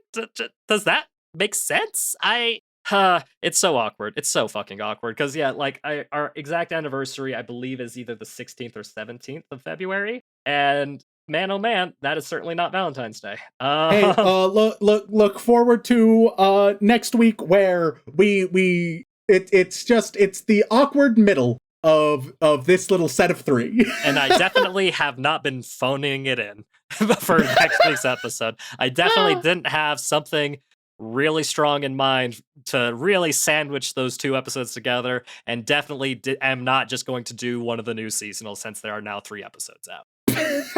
Go figure. Oh, man. All right, so I guess without further ado, the final question I need to ask you, Rem, is there any chance you'd like to watch some more One Piece with me? I think I could be convinced, but I would strongly prefer it to be on the second monitor, kind of watching for a long while. I mean, we can watch the dub if you prefer that. Fun fact, I watched a bit of both on this one. Oh, really? Like the actual dub, not the 4Kids dub, right? I don't fucking know. Whatever dub was available, brother. I'm hoping it's the actual one. You would know it's the 4Kids one. You would know. It seemed like a competent dub. Okay, so it's not the 4Kids one then. They talked about rice balls instead of donuts. So I have to imagine. Look, if it was by Funimation, if you saw Funimation at all, then that's probably the correct one. That's what I'm hoping, at least, because genuinely, I have no fucking way of knowing. You would have seen a weird edit, probably. You would have seen something visually off. I'm sure you would have. God, I really hope. Was there a rap at the beginning of the episode? No, there was not. Okay, so you're good then. No, did you not know about the One Piece opening rap? No. Oh, here, I'm gonna send it to you. I know, like, Digimon, even like Yu-Gi-Oh!, especially Yu-Gi-Oh! GX, I think had the ska rap, but... Yeah, no, 4Kids, in their infinite stupidity, decided that the best way to bring over a Japanese opening that has a lot of English in it, and, you know, is very iconic and very good and very fun, is to just completely throw it out and do a rap instead, a early 2000 era's corporate rap. And it's like the most I do love that, like, man, every company in the late 90s to early 2000s was like, man, these 8-year-olds are gonna love a corporate rap, dude. They're gonna fucking love it. And it is the thing that people most quote unquote fondly remember from the 4Kids dub, because it's just so out of pocket and weird. But yeah, go ahead, give that a listen. It's literally just 1:30. We'll get your live reaction to it and see how you feel. I'm gonna love with you. You've been talking for about a minute and I haven't heard a word because I've just been listening to this rap. It's so bombastic. Correct. I don't know, man. It might be superior. It definitely is not. It may be the superior theme, brother. It categorically is not. It's the one thing that people like love in an ironic sense, but also what the actual fuck. It's a goddamn masterpiece. I think we can all agree. Well, there we go. The long-awaited One Piece episode. Hopefully, it was everything everybody always wanted. Oh God, I can't wait to see how people react to this one. So there's going to be plenty who react exactly as I expect, but that's just how it goes. Anyway, let's thank the people. Yes, so with that in mind, thank you all so much for tuning in. We really appreciate it. If you enjoyed Remington finally conquering the big three, then please head on over to, well, I say conquering. He's tasted the big three. He's had a small smackerel of the big three. But if you've enjoyed that small smackerel, even the one of the big three that we all know is easily the third of third. You know what I mean? Oh, bless. Please head on over to wherever you get your podcasts and leave us a review. They mean the world to us, and we do read every single one, even the hurtful ones. I would prefer if you left a nice one instead. And if that is still not enough for you, you can head on over to twitch.tv/anime-out-of-context, where myself, Dylan, and Remington do occasionally play video games very poorly. I should be starting Final Fantasy V relatively soon as well, if people are interested in watching that. And if that is still not enough for you, patreon.com/anime-out-of-context, where you can access all kinds of lovely bonus material, including the opportunity to be thanked live on the podcast. So, Rem, who are we thanking this week? Well, as always, we would like to send our regards to all of our bland bitch protagonists, as well as our magical girls, who we really appreciate. But moving on, we get to our yandere waifus, who are introducing themselves to us by stabbing themselves in the eye. And on that, which, so they emphasize that, like, one of his weaknesses is blades. When he stabs himself in the eye in the manga, he did not have the devil fruit yet, no. Wait, what the fuck? That makes less sense. So, now I don't understand the opening. Okay, well, everything that happened in episode 4 was the first chapter of the manga. So the whole flashback with Shanks and all that jazz. Yeah, but stabbing himself in the eye, but without the devil fruit. Now I don't understand. He did that because he wanted to prove how tough he was to Shanks and the others so that he could join their pirate crew. because But he's A-okay? I mean, he stabbed himself, like, he didn't stab himself literally in the eye, just below the eye. But, you know, Yeah, but it was with a knife the size of his head. It's true. That's One Piece perspective for you. All right, as with so much thus far, I'm not gonna think about it, and that makes it better. On that list we have Gripin. What's up, my fellow I don't think you can say that, my guy, because, and I'm gonna tell you right now, you've said it 2 weeks in a row already. Yeah. See, and you've only just now realized what it was. Yeah, well, yeah, because I'm reading it. Look, The real question is, has Dylan been censoring it or not? No, you normally put enough of an intentional pause between the first and second word that it's not really worth censoring. However, this time you were uncomfortably close to just flat out saying it without a pause, and dude, you're whiter than I am. Yeah, hey. Look, man, if people listen back to the first time that name was there, you'll audibly hear me cringe.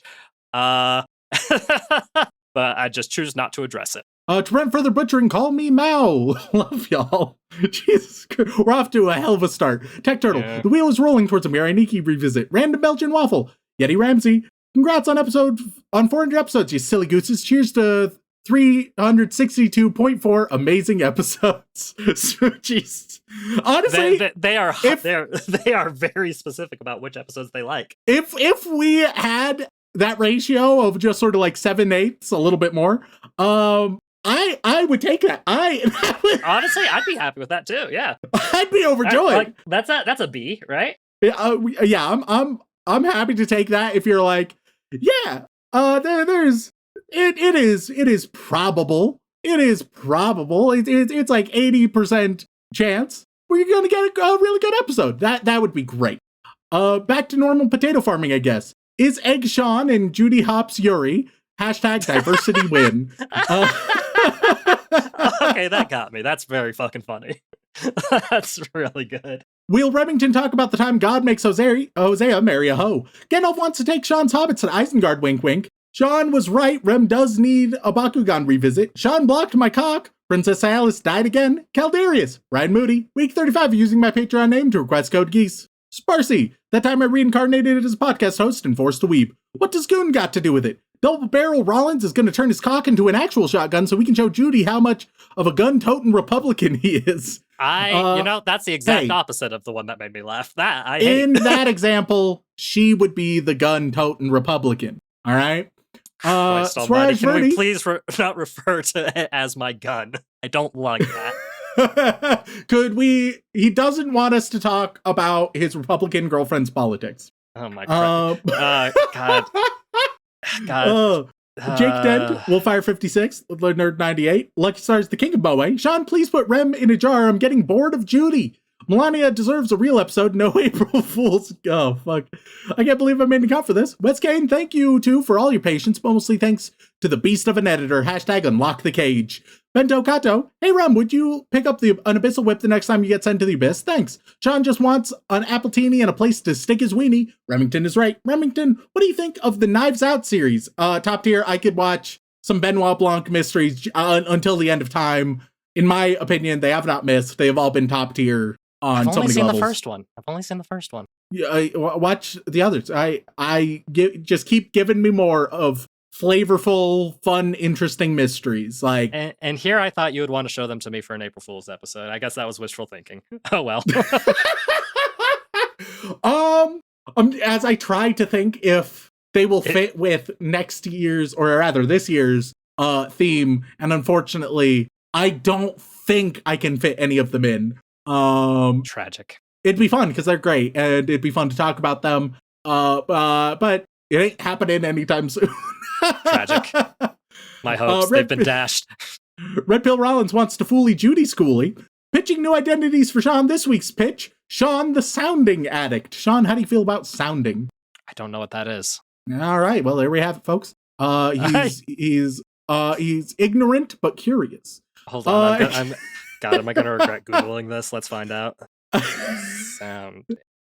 Measuring the depth of the sea or other body of water. Information or evidence ascertained as a preliminary step before deciding on the course of action. That doesn't sound very nice. Or is there a third slang dash?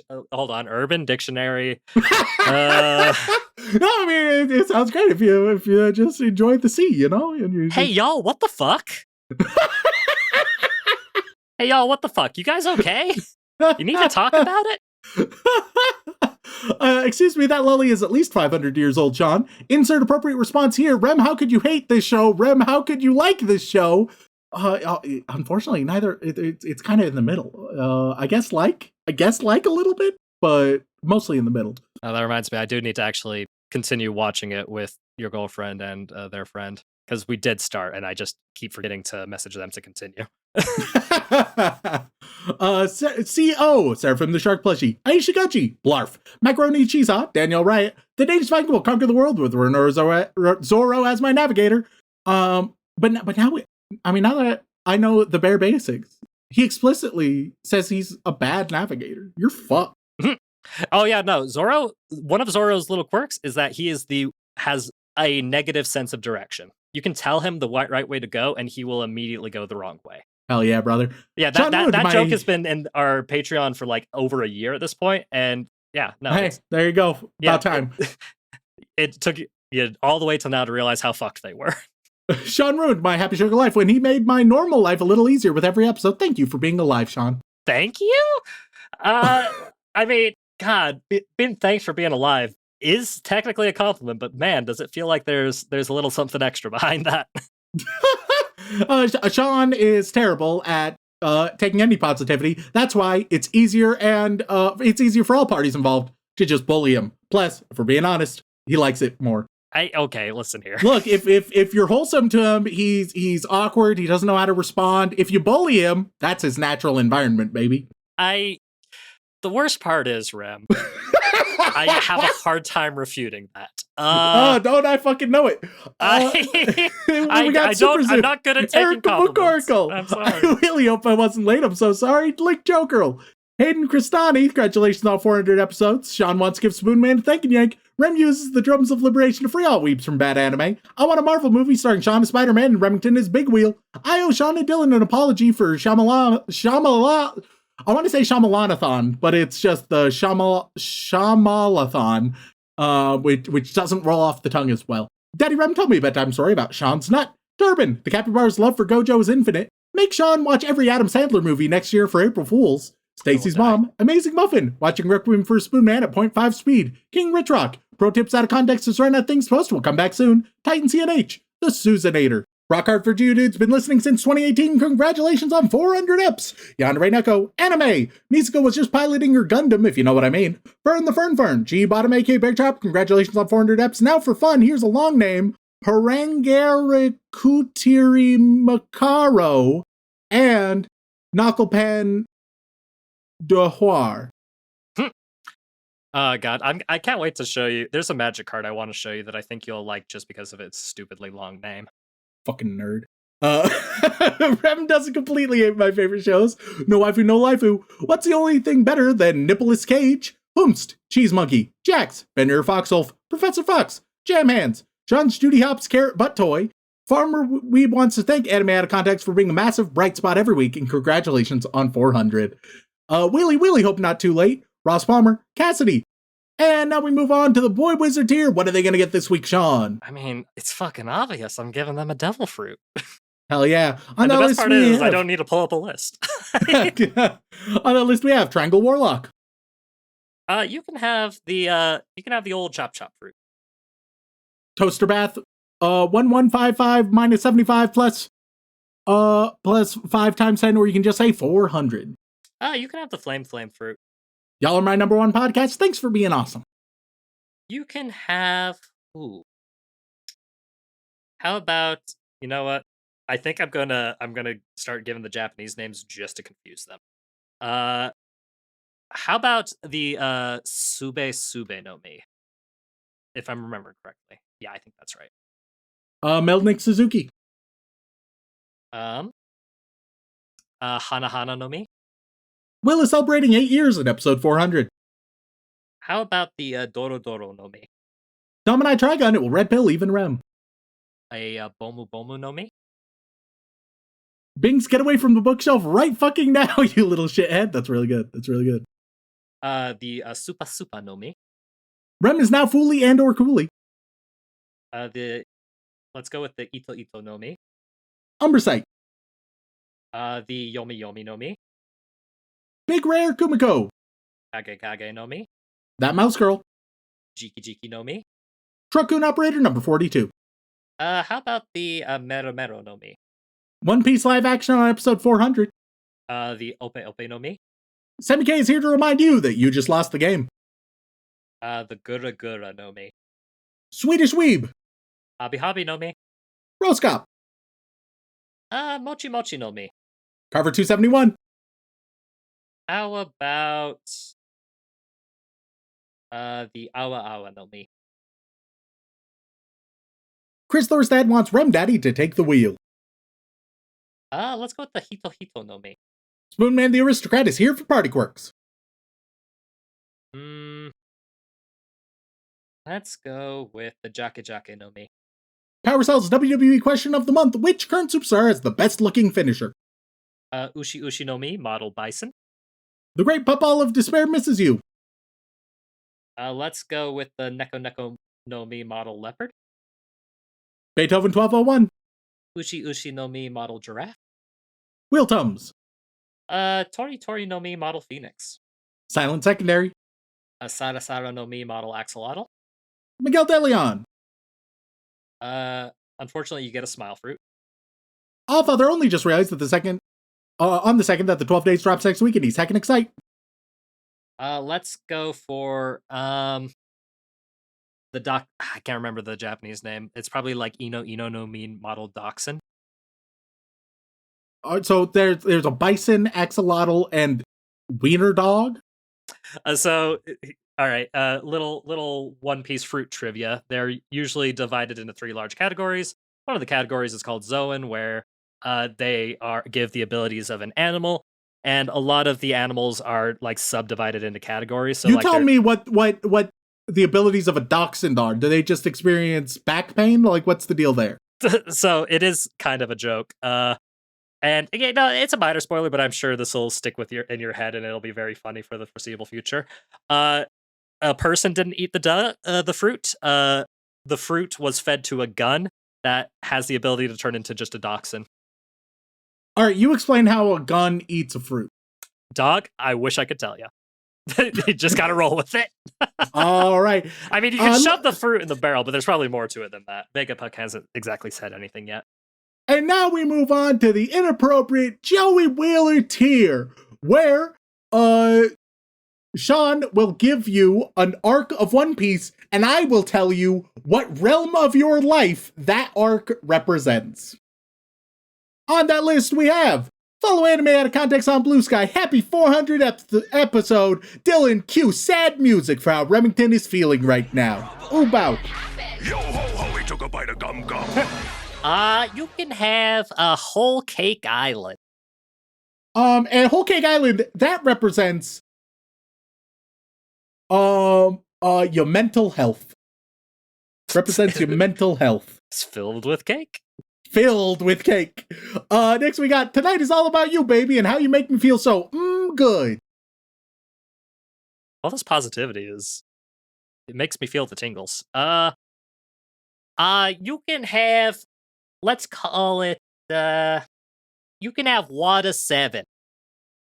And Water 7, that represents your relationship with your father. Oh no.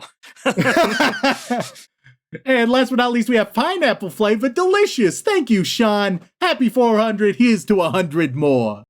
I don't understand. I think you do understand. Oh, wait, I get it. Fascinating. You can have Amazon Lily. And Amazon Lily, that represents your relationship to this very podcast. That's the island of women, Rem. Will always be your island of women. Yo, you also gave it S rank in your One Piece rankings. Just out of It's the island of women. I mean, it would be sexist to put it anywhere else. We do love women on this podcast. Thank you all for tuning in. If you want to reach out for a comment, question, feedback, or recommendation, you can send an email over on animeoutofcontext@gmail.com. Once again, guys, thank you all so much for tuning in for 400 whole episodes. We love you all very, very, very much. And as always, don't fuck your sister. Do do do do do do do do.